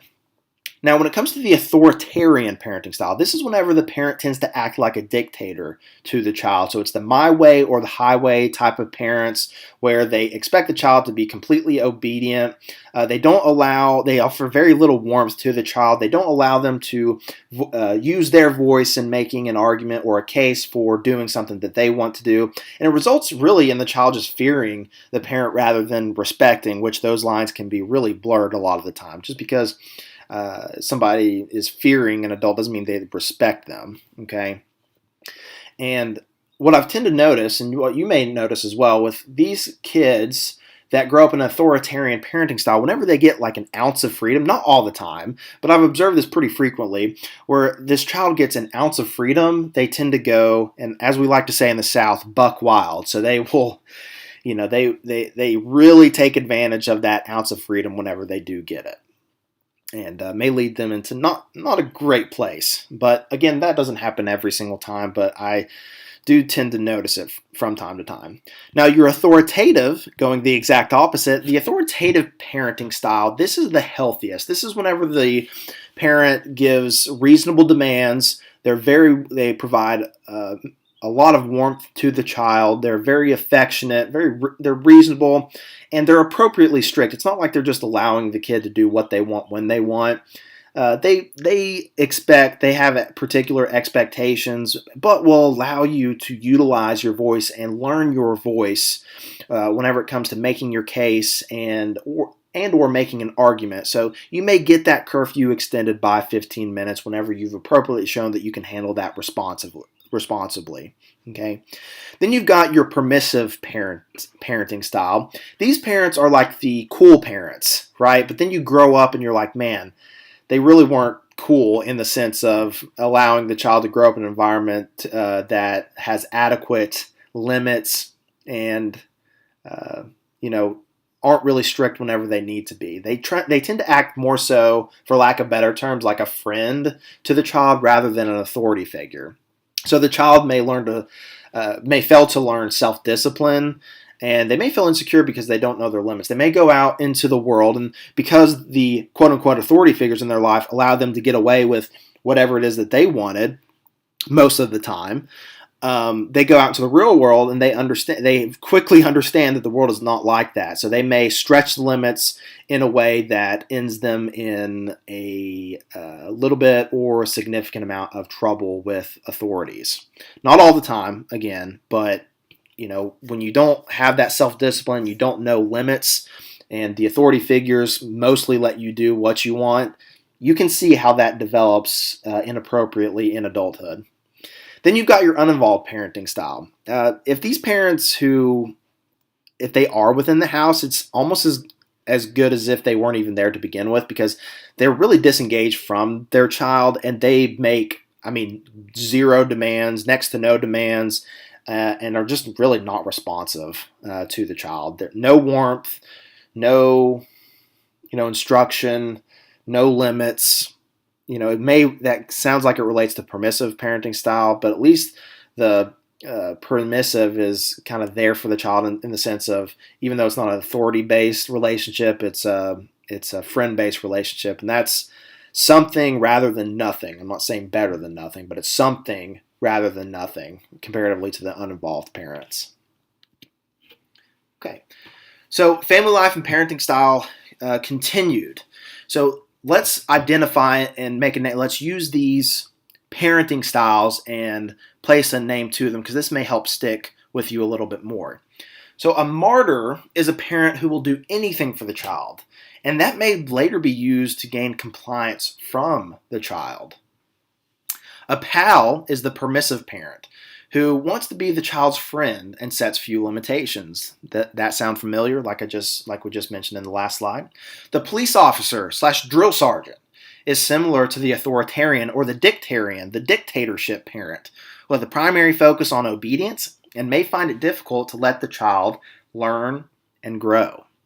The teacher counselor parent, they pay a lot of attention to expert advice on parenting, but at the same time they almost seek to rear like a perfect child, which we are not perfect. Humans are not perfect by any stretch of the imagination, but I can see where these teacher counselor parents, they kind of overdo it, and they want to make like this perfect child or perfect human, which is just unrealistic. Okay, and the athletic coach style of parent, they help the child understand what needs to happen in certain situations and provide guidance. Now, the impact of class and culture is closely related to parenting style. African American, Hispanic, and Asian parents tend to be more authoritarian, than non-Hispanic whites, while collectivistic cultures see being obedient and compliant as favored behavior. So, in the eastern part of the world, and among others, of course, as mentioned, they are heavy on collectivism, which is all about the group before the individual. They're concerned about the group's benefit rather than the individual self. And so these cultures tend to be more dictatorship-like in the sense of valuing obedience and compliancy rather than anything else. And they see that as favored. Now, working class parents are more likely than middle class parents to focus on obedience and honesty. Interesting piece of information there. Now, between 1981 and 1997, the amount of time parents spend with their children increased overall, and that's increased ever since then as well. So, 75% of children under the age of 5 are in child care programs with others cared by other family members or friends. Interesting. Many factors determine the quality of childcare, including the student-teacher ratio, definitely for sure, the physical environment, and provider skill. Now, when it comes to early childhood and learning, operant conditioning can be very beneficial for potential or current parents. And we may not realize that we are rewarding bad behavior as parents. And so it's good to catch ourselves from time to time and learn about psychology, because we can unknowingly reinforce behavior even though we temporarily alleviate what we consider an unproductive behavior. It may reinforce an unpleasant behavior in the long term. Okay, so let's go through these really quickly. We've got positive reinforcement. So this is whenever we add something to the situation to make the behavior more likely to occur. So your child cleans their room, you give them extra video game time, or you give them a treat, such as candy, food, whatever the case is. Just your classic form of positive reinforcement. Okay. Now, positive punishment. This is whenever the child does something, you're wanting to decrease a behavior, right? It's punishment. And so, but with positive, it doesn't inherently mean something's good. We just mean that we're adding something to the situation. So a child does something that you don't want them to do. You want to decrease the behavior, such as, being mean to their sibling. And so what you may do as a result is you add something to the situation, such as spanking. So you spank a child to make that behavior of arguing or being mean to their sibling less likely to occur. Now, negative reinforcement. This is something to be aware of, because your child can negatively reinforce you.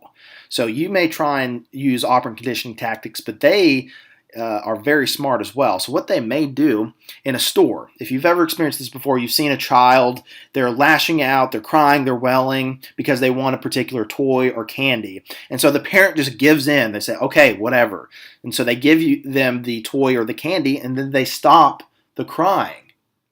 In that situation, the baby is negatively reinforcing you, because negative equals remove, and reinforcement makes behavior more likely to occur. So from the baby to the parent, they are telling you, they are trying to reinforce your gift giving, or I'll just say that, gift giving behavior, because whenever you engage in that particular behavior, they will remove something, they will stop the crying, the welling, the acting out. And so alternatively, from your end, you may not realize this, but the parents are actually positively reinforcing the child's unhealthy behavior. They are saying the reinforcement here is the crying, the welling out, because what the consequence is it's positive. It's giving them something to make the behavior more likely to occur. So they're giving them the toy and unknowingly telling them that they're telling them that whenever they want something, the correct method is to cry, act out, well, whatever the case is. So this is a very important scenario to understand, because our kids can negatively reinforce us, and we can reward bad behavior when it's unnecessary. Then we've got negative punishment. So something is removed to decrease the likelihood of a behavior. So when it comes to punishment, we're wanting to diminish or reduce the likelihood of a behavior. So if a child acts inappropriately in public, what the consequence may be is whenever you get home, you're going to take away something, either take away a toy, put them in timeout, so take away their time when they could be doing something that they want to do. So removing something from the situation to make that behavior less likely to occur. Now, when it comes to childhood stress and development, you probably have heard of this concept before, known as ACEs, or adverse childhood experiences. Again, the earliest figure in psychology to let us know that early childhood experiences do have an impact on us in adulthood was Sigmund Freud. And so childhood trauma, as defined by ACEs, is childhood trauma that might include neglect, abandonment, sexual abuse, physical abuse, parent of sibling treated violently, separation or incarceration of parents, or having a parent with a mental illness. That is going to conclude this chapter of Lifespan Development Psychology, Early Childhood. I hope to see you in the next chapter, and I hope you have a good rest of your day. Bye-bye. Hello and welcome to Lifespan Development Psychology. My name is Matthew Poole and I'm an instructor of psychology at Northeast State Community College. And today we're going over Chapter 6, Middle Childhood. So let's first start talking about the physical development in middle childhood. So rates of growth generally slow during middle childhood, with the typical child gaining 5 to 7 pounds and growing 2 inches annually. Growth spurts tend to happen earlier for girls around the ages of 9 to 10 than comparatively to boys from 11 to 12, and there's a tendency to slim down and gain muscle and lung capacity. The brain reaches its adult size at 7 but continues developing after. Most children lose their first tooth at age 6 and continue losing teeth until around age 12. Nearly 20% of school-age American children are obese, at least 20% over the ideal weight, partly due to diet and partly due to sedentary activities. Obese children run the risk of lower self-esteem, orthopedic issues, and increased risk of heart disease and stroke in adulthood. Diet is not effective for weight loss in children because of the impact to metabolic rate, so focus for weight loss should be on increasing activity. Now let's look at the cognitive development in middle childhood. So during this stage, we've discussed Piaget's theory of cognitive development in several chapters. So let's focus in a little bit more. From ages 7 to 11, children, according to Piaget, will experience this concrete operational stage. And so from these ages, children master the use of logic in concrete ways and is able to use inductive reasoning to make conclusions. So concrete refers to things that can be seen, touched, or experienced directly. And another difficulty during this stage is the concept of conservation. So something that we're having to navigate is, for example, if I were to show you 2 cups of water that were equal in the amount that was poured into them, and then I introduce an empty, tall, cylindrical cup that's skinny, well, whenever I take one of those cups and I pour it into the tall cylindrical one, a child who has not developed a sense of conservation just yet is going to say that there's more water in the tall cylindrical cup simply because it's taller. Okay, so conservation is the understanding that just because something changes in its size, shape, or container, it remains the same amount. Okay, so now let's talk about memory. So there are a few processes in memory: encoding, storage, and retrieval. Now, sensory memory is the very first process where we are receiving that sensory information. And the encoding process is like a filtration of what is important versus what is not. And so what I find fascinating about sensory memory, there's this phenomenon called the Stroop effect, where when there's an incongruence in sensory information, it takes our brain a little bit longer to process it. So for example, if I were to show you the word red, but the color or the font was blue, and I were to ask you to state the color, not the word, what's the color of that word, it would take your brain a little bit longer to filter all that out and say the color of that word is blue, even though it says red. So once we have encoded information, we will move it into working memory, aka short-term memory. And so whenever it comes to working memory, we can hold about 7 items, give or take a couple, depending on the person, for about 20 seconds. So this is whenever meaningful information moves from sensory memory into working memory, as mentioned, which consists of information we are immediately and consciously aware of, but it has that limited space, like I mentioned, approximately 7 items. All right. So, but there are ways in which we can move information to long-term memory through things such as association, through like acronyms, as well as repetition, constantly repeating something. And with long-term memory, it seemingly has an unlimited capacity, and it consists of things we know or we can remember if asked. So what good is that long-term memory if we can't retrieve it? That's the third process of memory, and it entails a few items: recall, recognition versus relearning. And with relearning, whenever we first are introduced to information, it will take us, it'll be a lot harder on that initial attempt, but each time we're reintroduced to that information, it gets easier to relearn it each time. Then you've got recall versus recognition, and this is why people don't like fill in the blank tests comparatively to multiple choice, because recall, it includes remembering information without a cue or a prompt. So you actually have to know that information without anything else supporting your memory. But then again, that's why people like multiple choice tests, because it's utilizing recognition. So it's a lot easier to remember information whenever we see the two paired in their environment once again.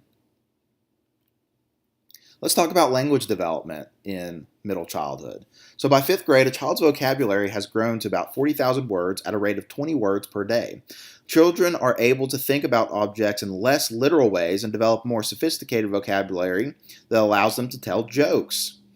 School-age children are also able to learn new grammar rules with more flexibility. And so the school years may be the best time to be taught a second language. I know for a lot of us, we don't take a second language until we're in high school, in our latter years of our secondary education.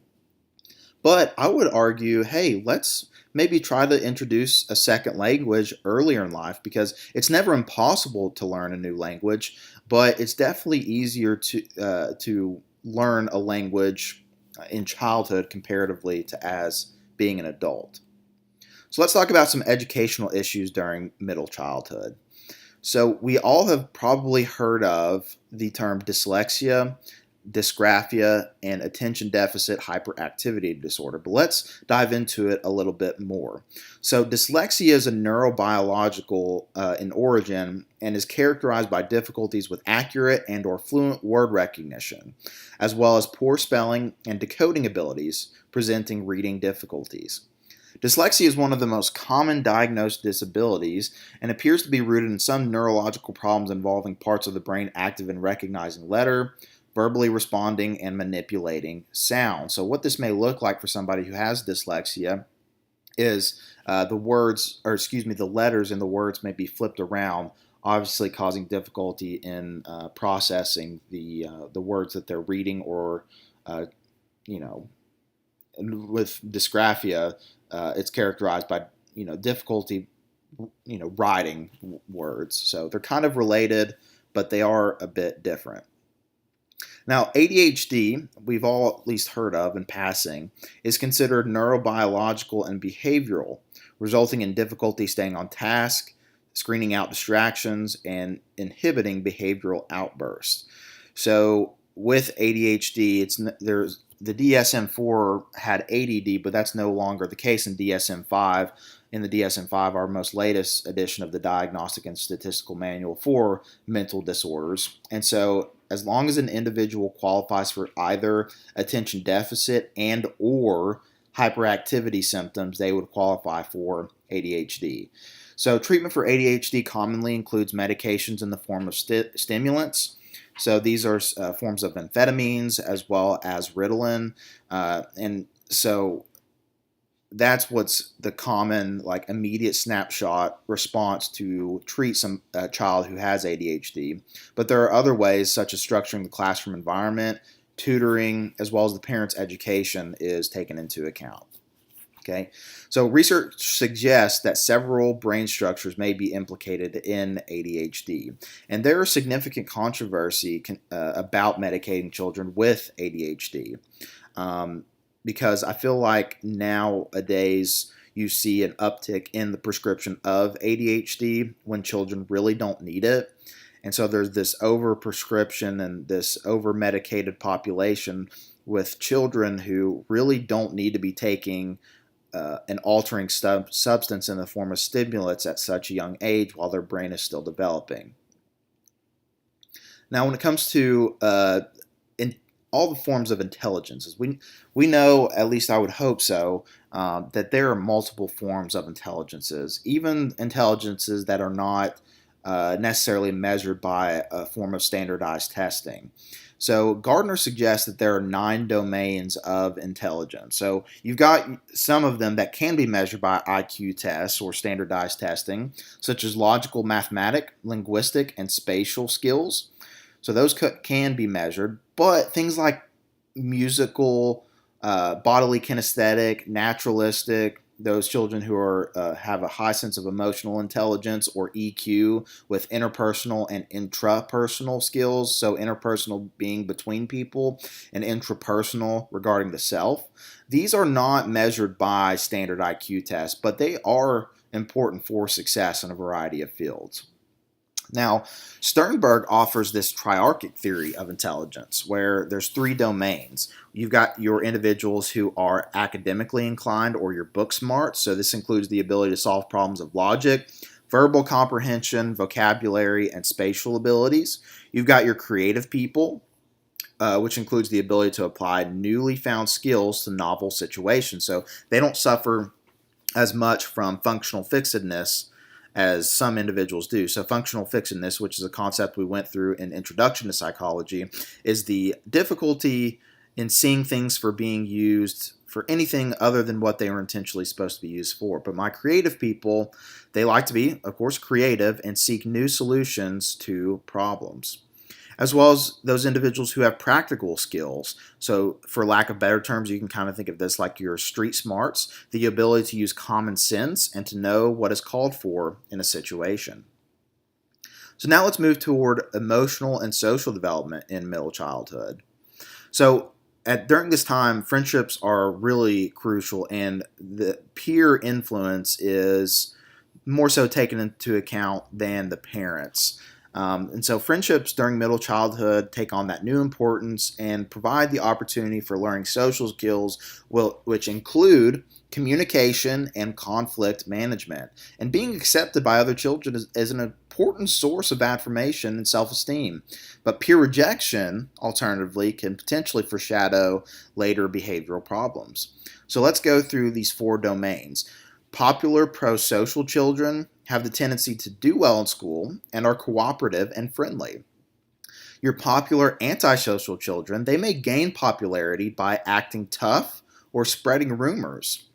Now, withdrawn, rejected children, they may be, and I hate to use this term, but easy targets for bullies because they're unlikely to retaliate. Aggressive, rejected children have the tendency to be ostracized and may act out due to insecurity. So now let's conclude on talking about stressors in middle childhood. So as mentioned, during middle childhood phase, children spend less time with parents and more with peers.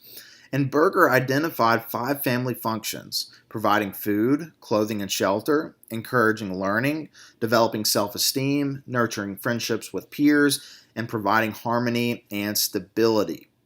Really crucial. A good home environment is defined in which the child's physical, cognitive, emotional, and social needs are adequately met. And I find this study in 2002, it happened several decades ago, by Hetherington and Kelly. You can Google that particular citation there and take a look for yourself. This is whenever we like to have class discussion about this particular study because it tends to be controversial in nature. So this study states that about 3/4 of children and adults who experience divorce suffer no long-term effects, which you can say is maybe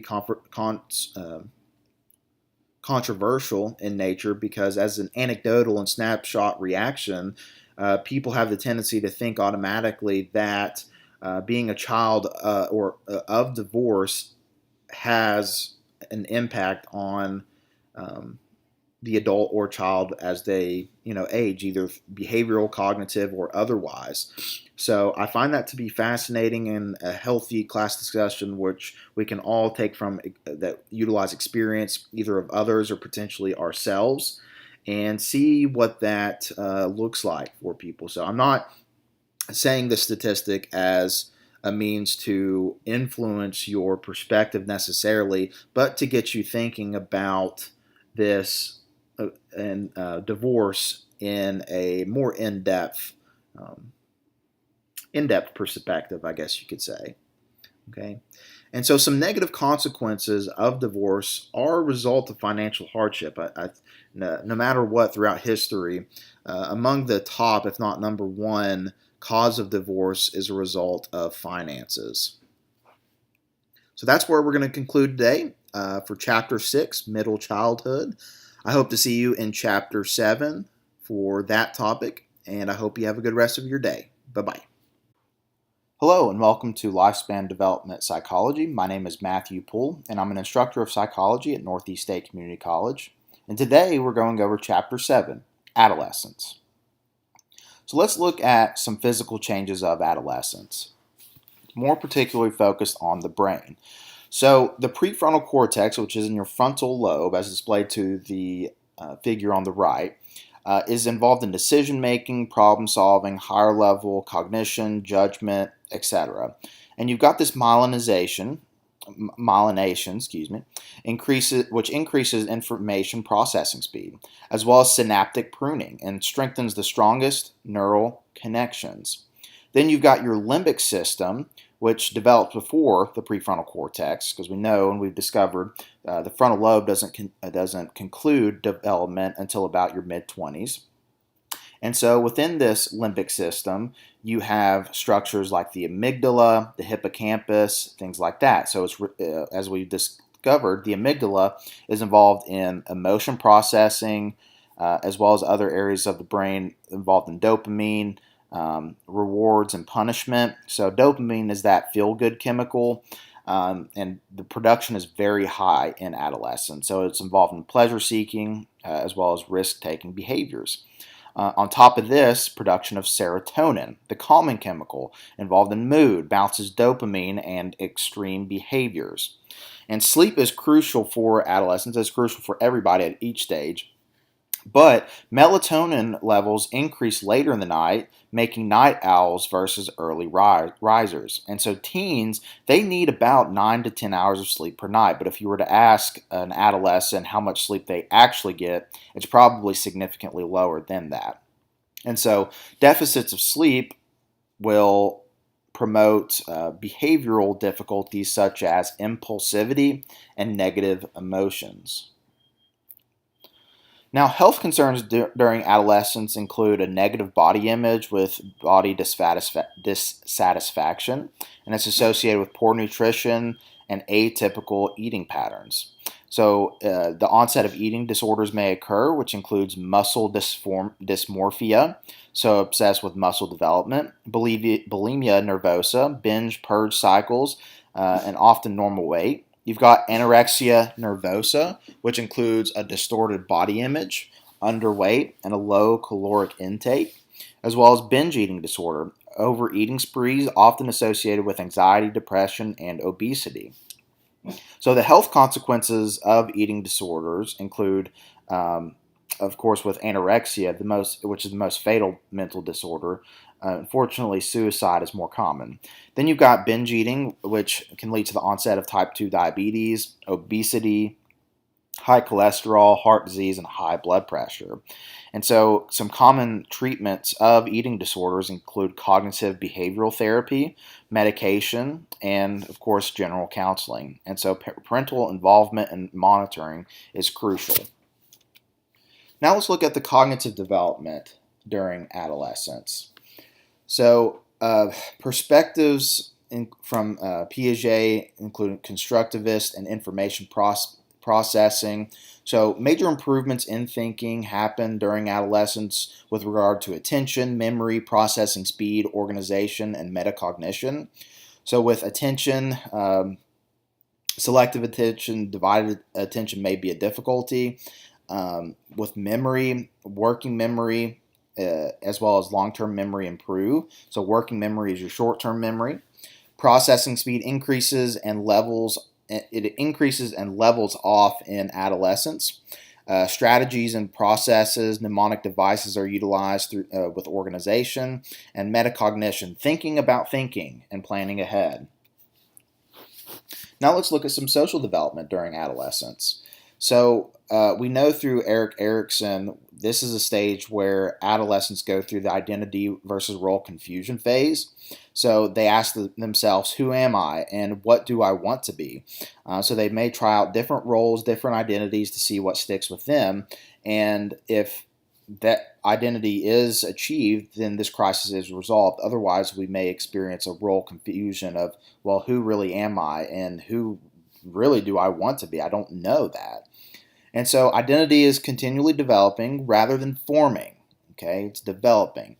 And they're working on the self concept as well as self esteem. So the self concept includes like self awareness based on beliefs, values, opinions, and thoughts, possible and ideal selves. And then with self esteem, there's no evidence of severe adolescent drop in self esteem. It's barometric, so self esteem may fluctuate. Okay, and it's based on the self concept, as previously discussed, and relationships. Now look, let's continue with this identity development. So gender identity, this is important to note, sex versus gender, because people will often convolute the two or you know, think of it as the same. So your sex is biologically assigned, male versus female, whereas gender is dependent on the social situation, social construct. Really, is what I'm trying to say. So how one identifies is their gender, and so those who are considered cisgender, they identify with their assigned sex at birth as a gender. And then transgender, so gender identity differs from sex assigned at birth. So how one identifies is not congruent with their assigned sex from birth. Okay.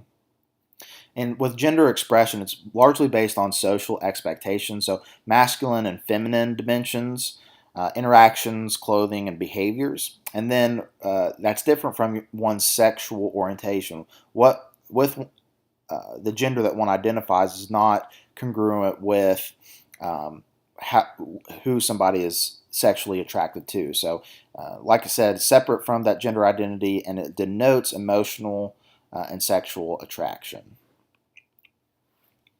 So let's talk about some social changes. So there's this shift, continual shift, which starts in middle childhood from parents to peers. So parent or peers are really influential during this stage, and the parent-child relationship really changes. They're given more autonomy, and there's less of control. Okay.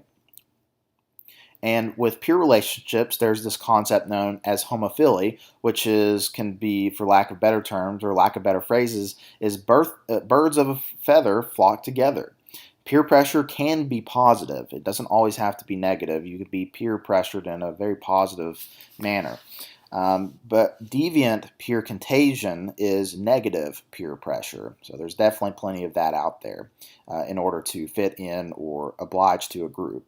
And adolescents definitely during this stage have the tendency to not want to be rejected by the group, and will engage in behaviors or engage in behaviors that they normally wouldn't otherwise.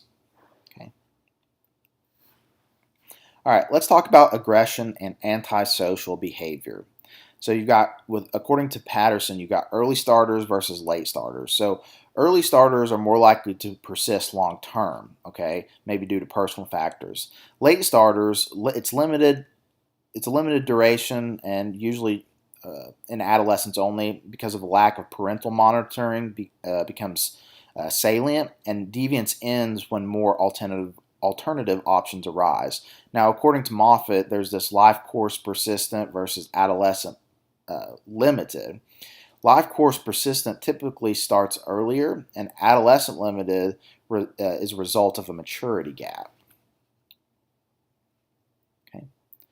So anxiety and depression. Anxiety is the most common mental disorder during this stage, along with depression, among the most common, I should say. And within the anxiety disorders section, specific phobias are the most common. Okay, so specific phobias include an intense anxiety or fear regarding a particular object, person, place, or thing. Okay, then you've got major depression. Genetics are involved in the onset of depression, but are definitely environmentally influenced. And approximately 15%, or 1 in 5 girls, and 1 in 10 boys experience major depression. Okay, so there's this unfortunate increased risk for suicide. And so with suicide, of course, there's the ideation phase, the distressing thoughts about killing oneself, or parasuicide, or attempted slash failed suicide. So it's important to talk about this. I know this is on YouTube, so hopefully this verbiage does not get flagged, because it's an important topic to discuss. In class, we would have a healthy discussion. Although it's a hard topic to explore, it's absolutely necessary in identifying potential flags for suicide, such as withdrawal. Of course, the ideation, which may be written or otherwise recorded, things like that. Okay, so that's going to conclude this chapter of Lifespan Development Psychology. I will see you in Chapter 8. I hope you have a good rest of your day. Bye-bye. Hello, and welcome to Lifespan Development Psychology.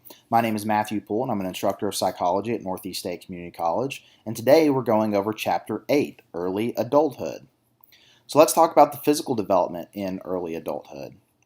So when it comes to the developmental task of young adults, this includes achieving autonomy, establishing identity, developing emotional stability, establishing a career, finding intimacy, becoming part of a group or community, establishing a residence and learning how to manage a household, becoming a parent and rearing children, making marital or relationship adjustments and learning to parent. As far as the physical development in early adulthood as a continuation, the body completes its growth, but the brain continues to develop. Okay, and so we've talked about in previous classes how especially your frontal lobe does not fully develop until about the mid-20s. So the reproductive system, the motor ability, strength, and lung capacity are operating at their best, but will start a slow and gradual decline by the mid to late 30s. So habits established in our 20s are related to health conditions in middle age, particularly the risk of heart disease.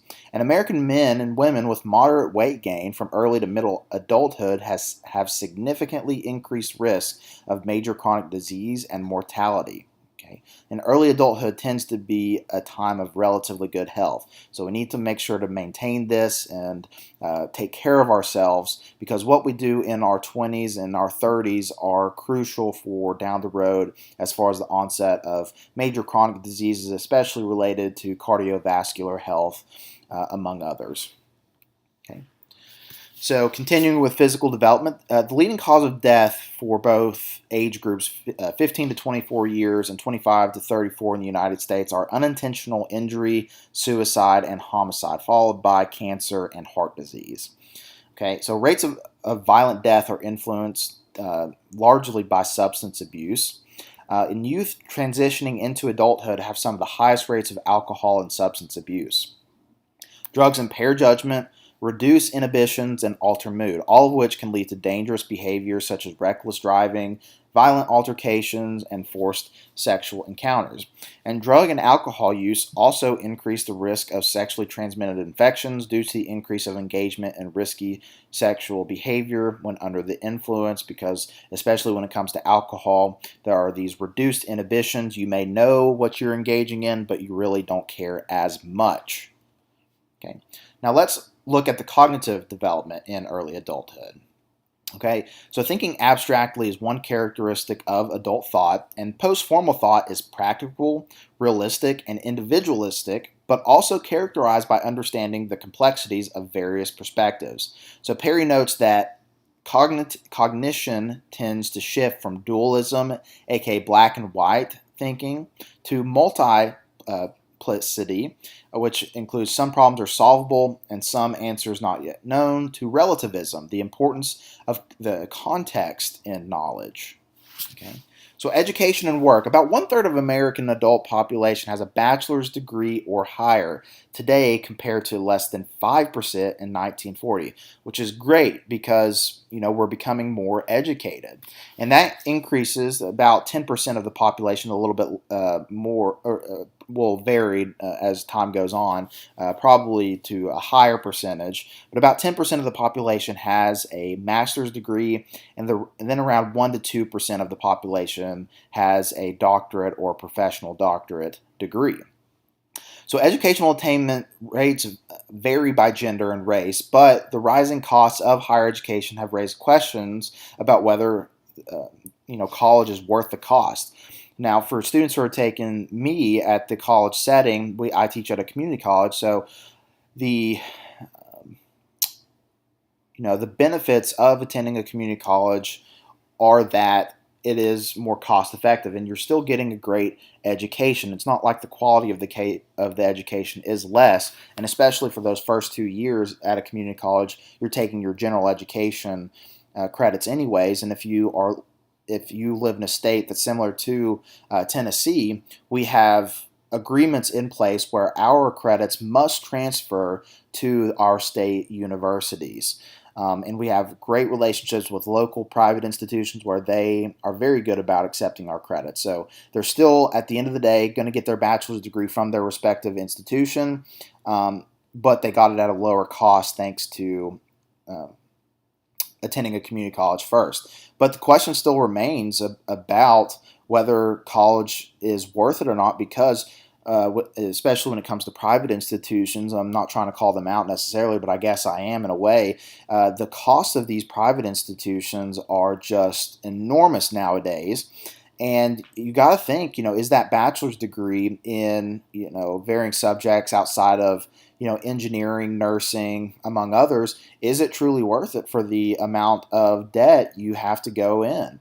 This is a good class discussion that we may have, and you're welcome to have that discussion in the comments. But I worry about the future of higher education in that if we price people out of it, it's not going to.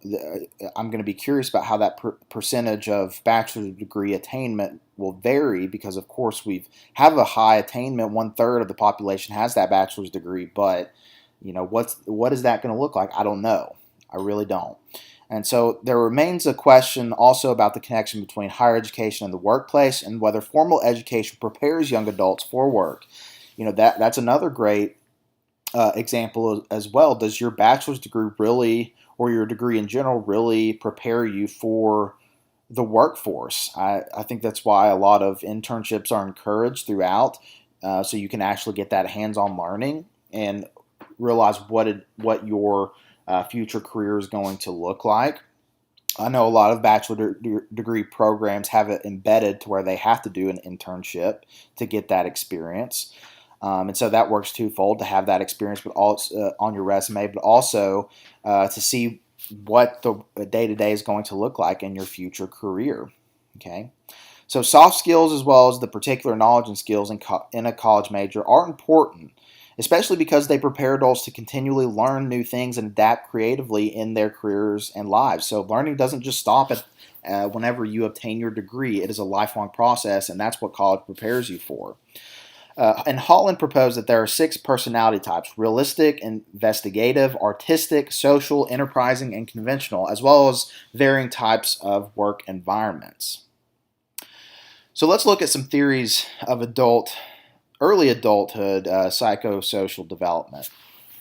So, of course, during this stage as well, it's a continuation of the intimacy versus isolation stage, where we are establishing, we either go in the direction of establishing those intimate relationships with people, or we may tend to go in the form of isolation. So intimacy involves caring about another and sharing oneself without losing oneself.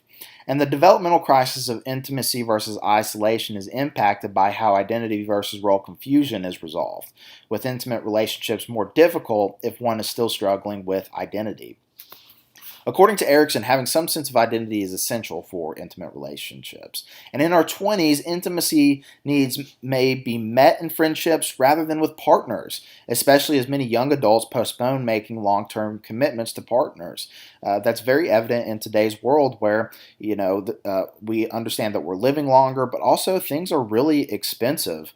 And so taking on those commitments like a partner and children are delayed because of our economic state, as well as we understand that we have significant longevity in regard to our life expectancy. So we don't need to jump into these long-term commitments immediately like potentially our grandparents or our great-grandparents did by getting married and having children at 18, maybe even younger.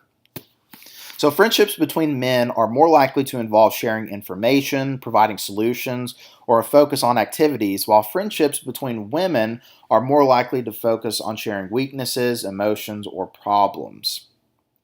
Differences in friendship approaches can lead to problems with men and women come together. So with emerging adulthood, this is kind of a relatively new concept as far as lifespan development psychology, because there's been this transition to delaying commitments, and people want to go to school. A lot of ways we have to go to school longer just to achieve the career that we want to. So that's going to delay commitments to partners, children, the workforce, etc. And so this theory of emerging adulthood proposes that a new life stage has arisen between adolescence and young adulthood over the past half century. So therefore, a higher proportion of young people than ever before pursue education and training beyond secondary school, making the early 20s a time of immense job instability, especially in the 20s. We're all figuring ourselves out. And for myself, as I make this video, I'm depending on the year you're watching, I'm maybe much older. But right now I'm in my later 20s. And so I can attest to this of, going to school to get my master's degree, delaying a lot of gratification, delaying the workforce as far as getting to where I'm at now. I've held a number of different jobs in my 20s. And, ever since I got my job in my as a professor in my mid-20s, mid to late 20s, I guess you could consider it. I got my full-time job at the age of 26 as a college instructor, but before that, I had a number of different jobs until that point. But now I am going to be solidified in this position, I hope, for a long period of time. But before that was a significant time of instability and just trying to find my place in the world. And so there are 5 features that distinguish emerging adulthood. Identity exploration, instability as mentioned, self-focus, feeling in between adolescence and adulthood. That is normal. You're going to feel, if you are a traditionally aged student, typically between the ages of 18 to 20 for college, as far as coming directly from high school. It's okay to feel like sometimes you still feel like a child, and in some cases you feel like an adult. So you feel like you're in between. Okay, and you have a sense of broad possibilities for the future. You have these ideas of what you'd like to happen for your life.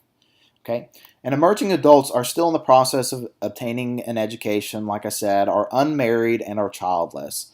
I can attest to that comparatively to my grandparents who were married at 18 versus myself. I got married at 25, which is still, in today's perspective, considered pretty early comparatively. So these same emerging adulthood features have been seen outside the United States and other economically developed countries.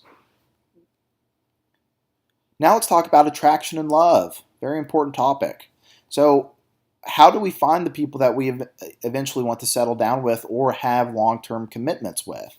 So psychologists have identified a number of variables such as similarity, proximity, familiarity, and reciprocity. So with proximity, it's a physical nearness. So that's been found to be a significant factor in the development of relationships. Obviously, when you're around people more, you're more likely to have long-term commitments to them.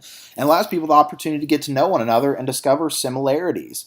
Now, with the creation of online dating through apps and other forums, this has broadened our horizon. So it's not just about proximity anymore. I think there needs to be some updating because with the internet and technology, it allows us to meet people that, 100 years or even 50 years ago, or even sooner, we wouldn't have met otherwise.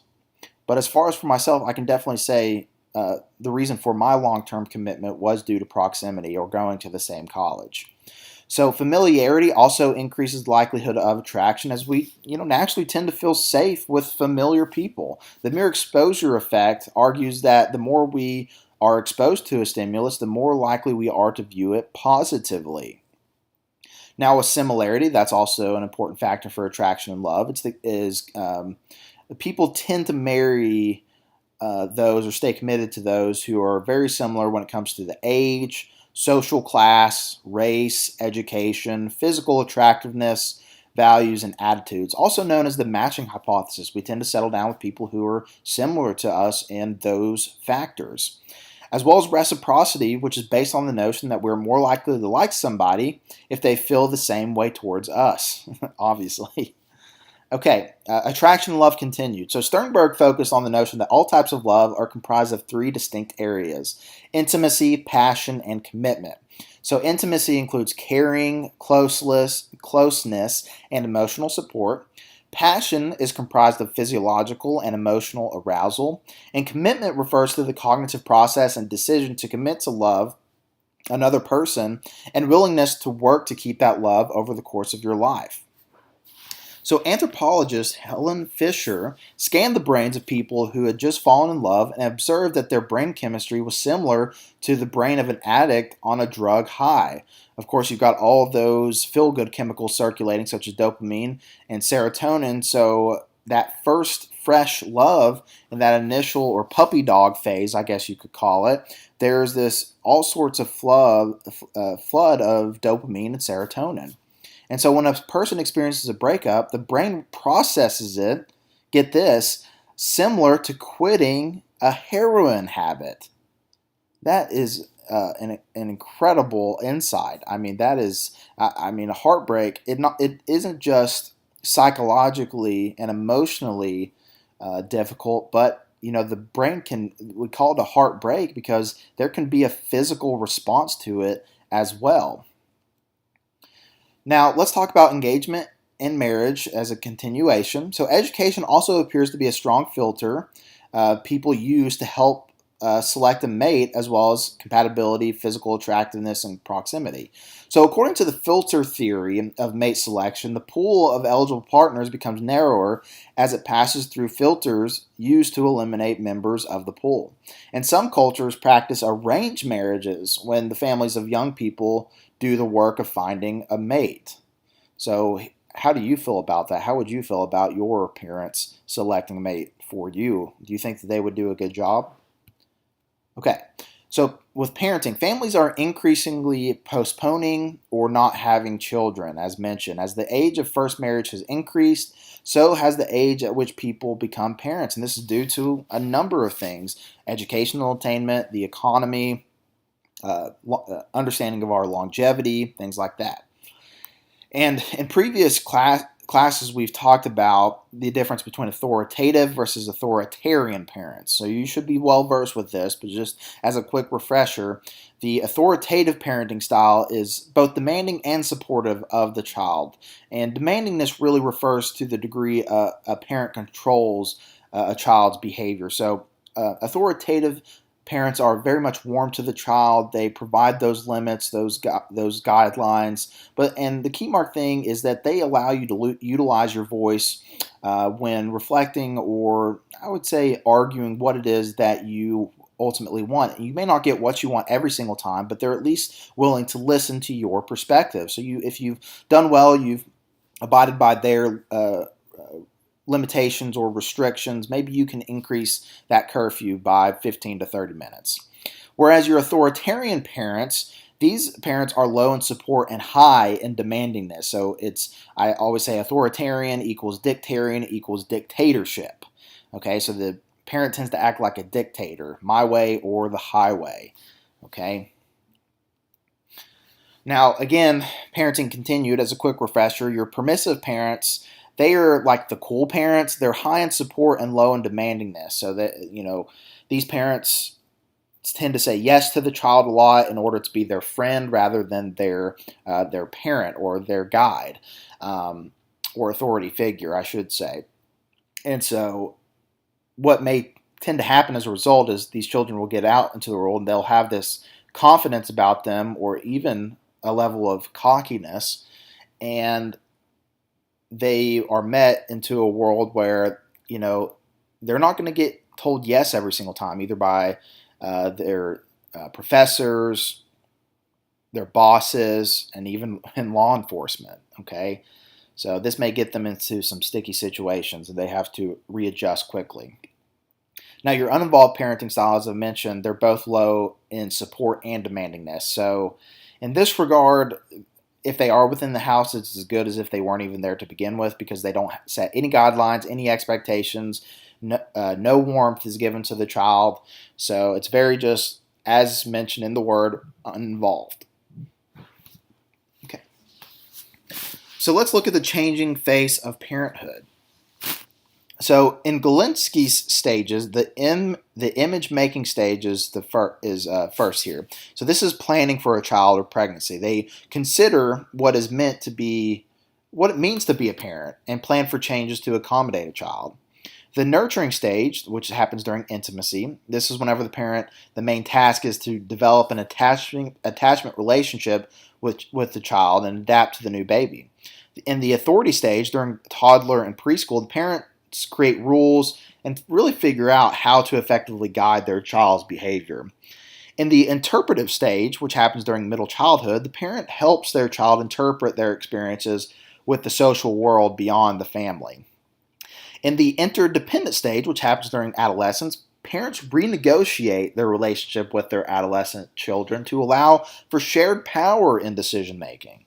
And then in the departure stage, which happens in early adulthood, parents evaluate their successes and failures as parents. So that is going to conclude this chapter of lifespan development psychology. I hope to see you in the next one for chapter 9, and I hope you have a good rest of your day. Hello and welcome to Lifespan Development Psychology. My name is Matthew Poole and I'm an instructor of psychology at Northeast State Community College. And today we're going over Chapter 9, Middle Adulthood. So let's look at the physical development in middle adulthood. So some developmental tasks in middle adulthood, these challenges facing midlife can include losing parents and experiencing grief, launching children into their own lives, adjusting to home life without children, dealing with adult children who return to live at home, becoming grandparents, preparing for late adulthood, and act as caregivers for aging parents or spouses. These challenges can represent a fundamental reorientation of outlook, investment, attitudes, and personal relationships and may be affected by circumstances outside our control. Now, some normal physiological changes in middle adulthood. This can include changes in vision, more joint pain, and weight gain all occur in midlife. So presbyopia is whenever the lens of the eye gets larger, but the eye loses flexibility to adjust to visual stimuli. The accumulation of fat in the abdomen is one of the common midlife complaints as metabolism slows by about 1/3. Hearing loss is experienced by about 14% of midlife adults, accumulating after years of exposure to intense noise levels. Most midlife changes can be easily compensated for, but the percentage of adults who have a disability increase through midlife. 7% of people in early 40s and 30% by the early 60s. Individuals with a healthy lifestyle or those who begin an exercise regimen in their 40s may enjoy comparable benefits to those who began in their 20s. When it comes to exercise, nutrition, and health, exercise is a powerful way to combat changes associated with aging, building muscle, increased metabolism, helping to control blood sugar, increased bone density, and relieving stress. Fewer than half of midlife adults exercise, and only about 20% exercise frequently and strenuously enough to achieve health benefits. The best exercise programs are those that are engaged in regularly that is easy to follow. Now let's turn the focus to emotional and social development in middle adulthood. So whenever it comes to the psychosocial stages of development according to Erickson, we've got generativity, which is focused on establishing and guiding the next generation, versus stagnation, which is possible when the demands of family, work, and relationship recede and draw down. resulting in lethargy and lack of enthusiasm and involvement. So, with this generativity versus stagnation for Erikson, it's a movement away from individual self development towards beliefs in species. So, Levinson identified 5 stages or seasons of a man's life: 0 to 22, 17 to 45, 40 to 65, 60 to 85, and 85 plus. The stage crisis view argued that each stage overlaps and consists of a stable phase and a transitional phase in the following period. Levinson believed age 40 to 45 to be a period of profound change culminating in reappraisal or reaffirmation of goals, commitments, and previous choices, and a time to take stock. When it comes to personality and work satisfaction, research on adult personality examines normative age-related increases and decreases in the expression of the Big Five, aka known as the acronym OCEAN, of extroversion, neuroticism, conscientiousness, agreeableness, and openness to new experience. So the plaster hypothesis reflects the belief that most of us have our character set like plaster by the age of 30. What do you think about that? So more recent research shows that while some people maintain stable personalities over time, others do not. Individual differences may be due to idiosyncratic life events. Longitudinal research suggests that adult personality traits predict important life outcomes, including job success, health, and longevity. And Jung believed that our personality matures as we get older, with a healthy personality being one in balance. Now let's turn the attention to relationships in middle adulthood. So having a single confidant in a romantic partner is more important to happiness than having a large social network. Okay, formal relationships are those bound by rules of politeness and are less relaxed, while informal relationships are more comfortable and authentic. Researchers found that the transition from singlehood to marriage brings an increase in subjective well-being. And as marriage progresses, there is some evidence for a regression to a hedonic set point, or a set happiness point or level. The quality of marriage matters with lower levels, resulting in an increase in depression. Rates of marital happiness are highest in the years prior to the birth of the first child, low point with the coming of a child, and begin to improve when the children leave home. Types of relationships continued. So conflict between partners is a major factor leading to lower subjective well-being.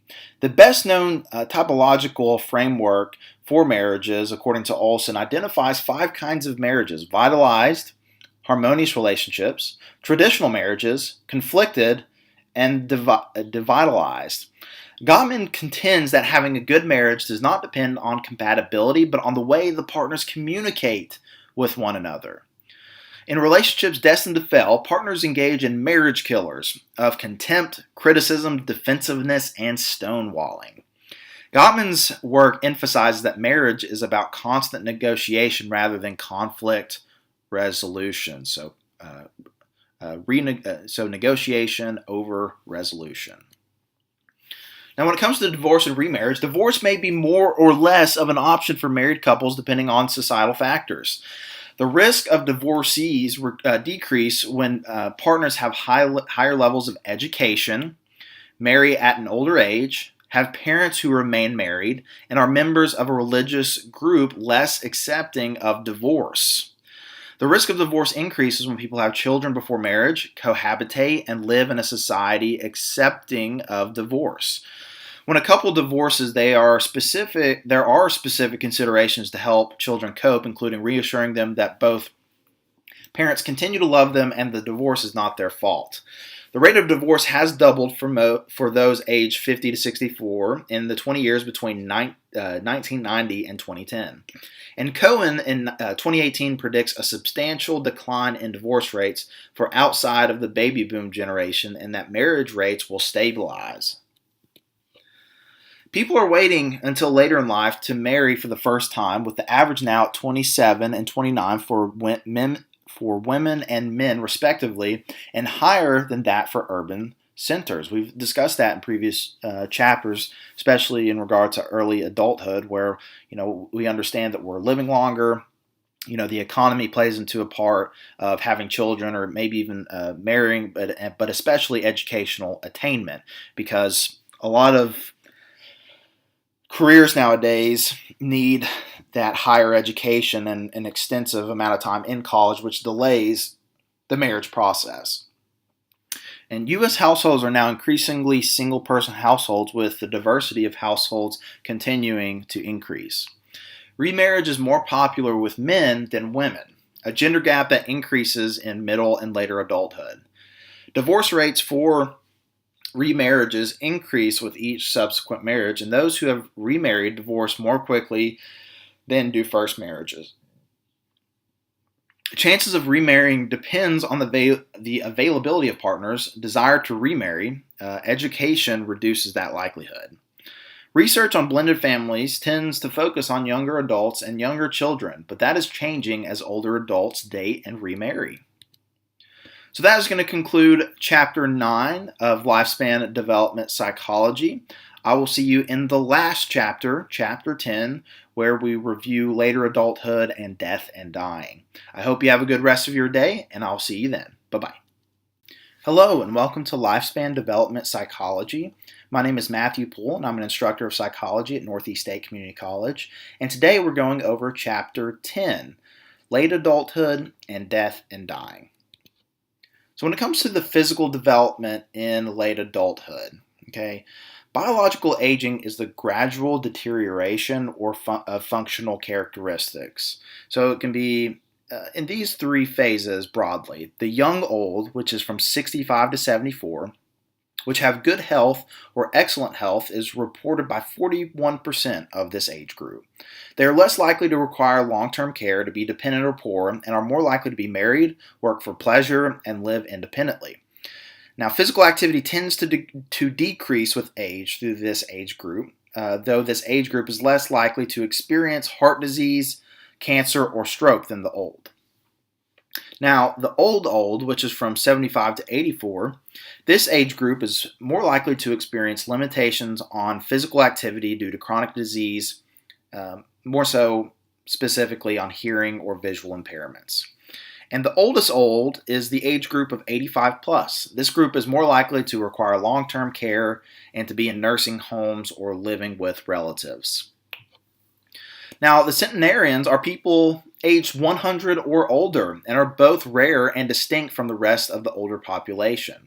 The number of this group is expected to increase to 601,000 by 2050. So with the improvement of medicine, etc., we're able to live longer and have a higher number of centenarians. So most of these current individuals live in Japan. So they live in the eastern part of the world and have led varied lives and do not provide answers about living longer, though. I really would like to know that. So the blue zone research are regions of the world where researchers claim that people live much longer than average. People living in blue zones share common characteristics. They have a family, there's less smoking, semi-vegetarianism, constant moderate physical activity, social engagement, things like that. Now when it comes to hearing loss is experienced by 30% of people age 70 and older, with almost half of people over 85 having some hearing loss. Now when it comes to conductive hearing loss, this may occur because of age, genetic predisposition, or environment, and involves structural damage to the ear. Now, sensory neural hearing loss is due to a failure to transmit neural signals from the cochlea to the brain and can be caused by prolonged exposure to loud noises, either due to work or otherwise. And I hate it because that information gets right to the cochlea, which is the process right before sending that information to the brain.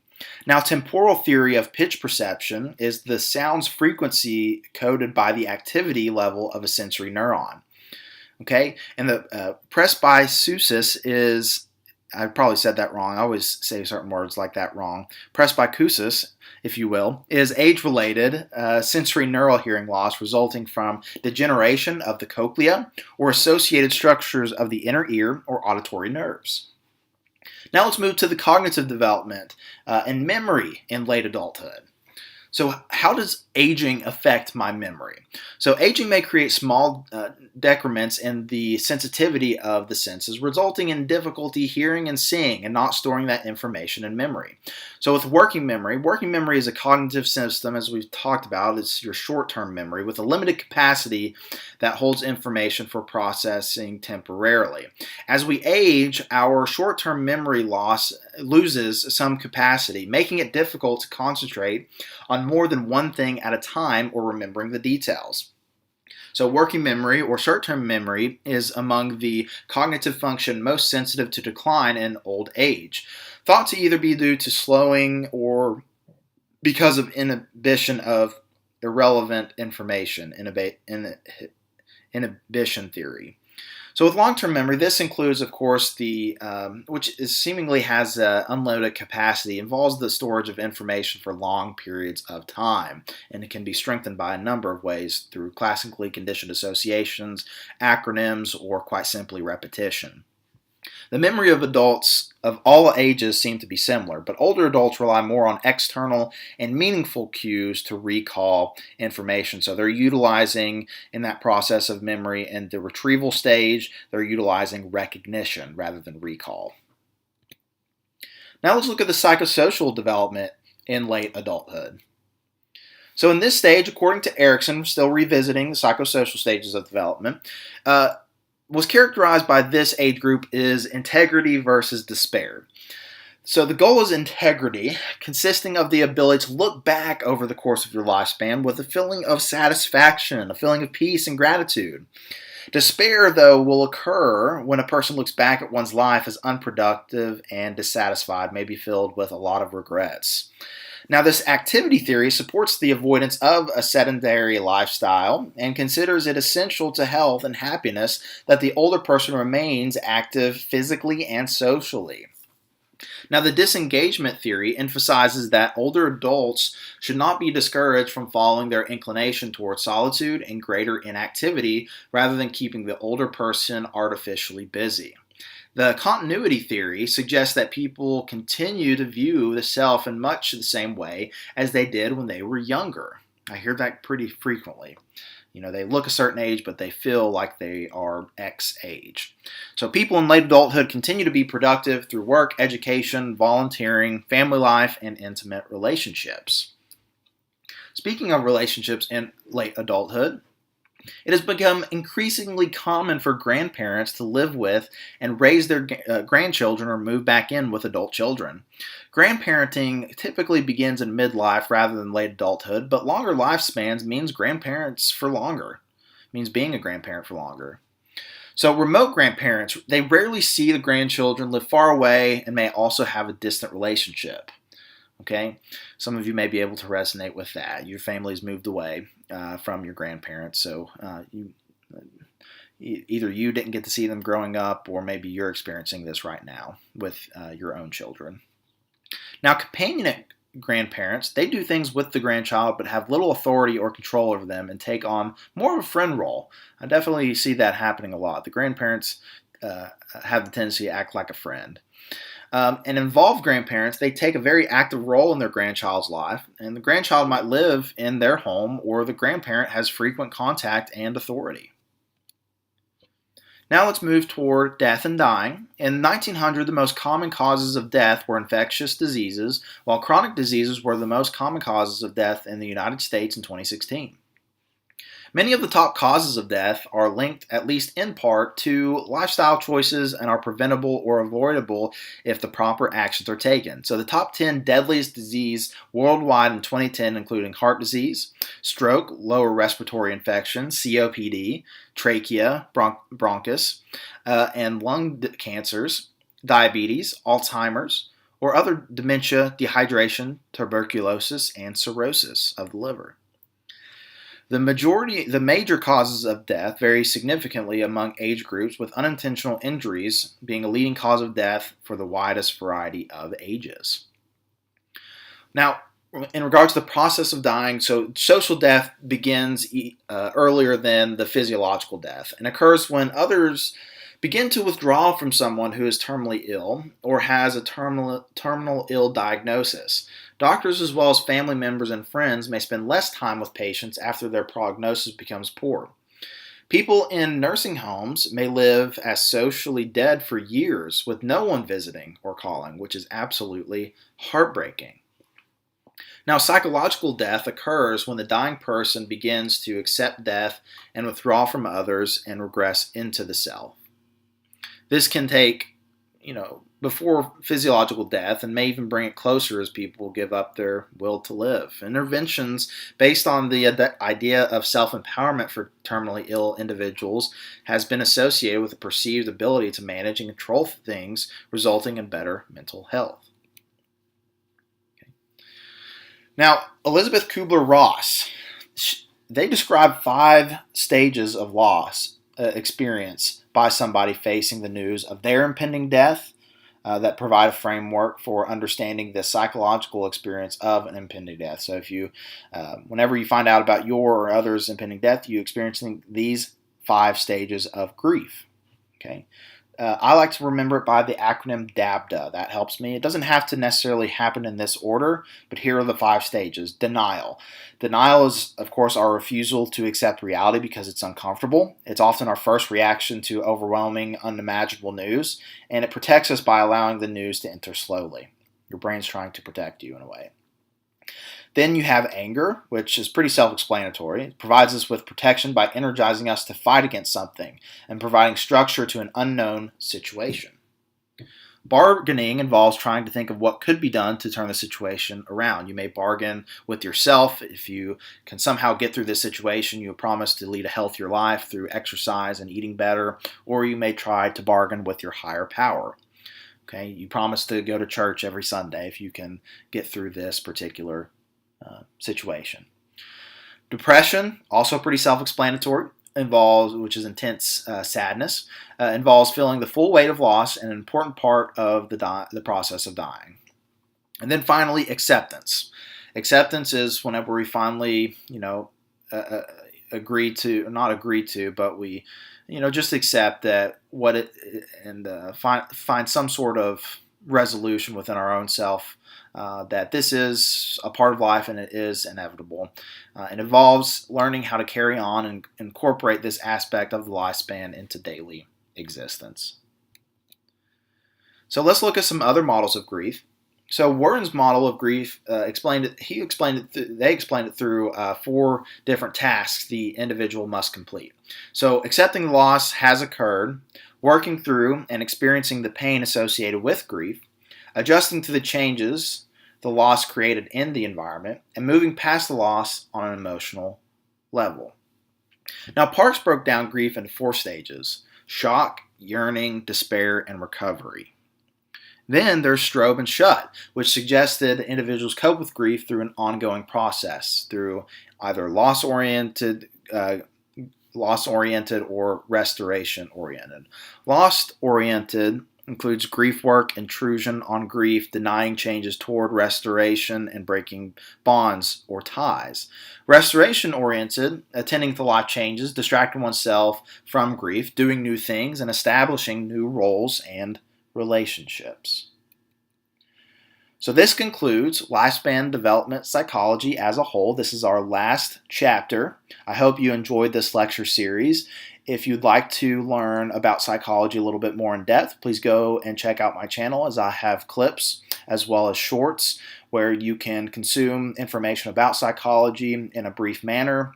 I also have another lecture series regarding Introduction to Psychology, which I encourage you to look into. It goes through an entire college-level introductory psychology class where you can learn more about this particular field. I hope you've enjoyed it thus far, and please feel free to subscribe if you want to see more content. I hope you have a good rest of your day. If you're taking this for a class, I hope you've enjoyed going through these lecture videos and learned a good bit more about lifespan development psychology. I hope you have a great rest of your day, and until next time, bye-bye.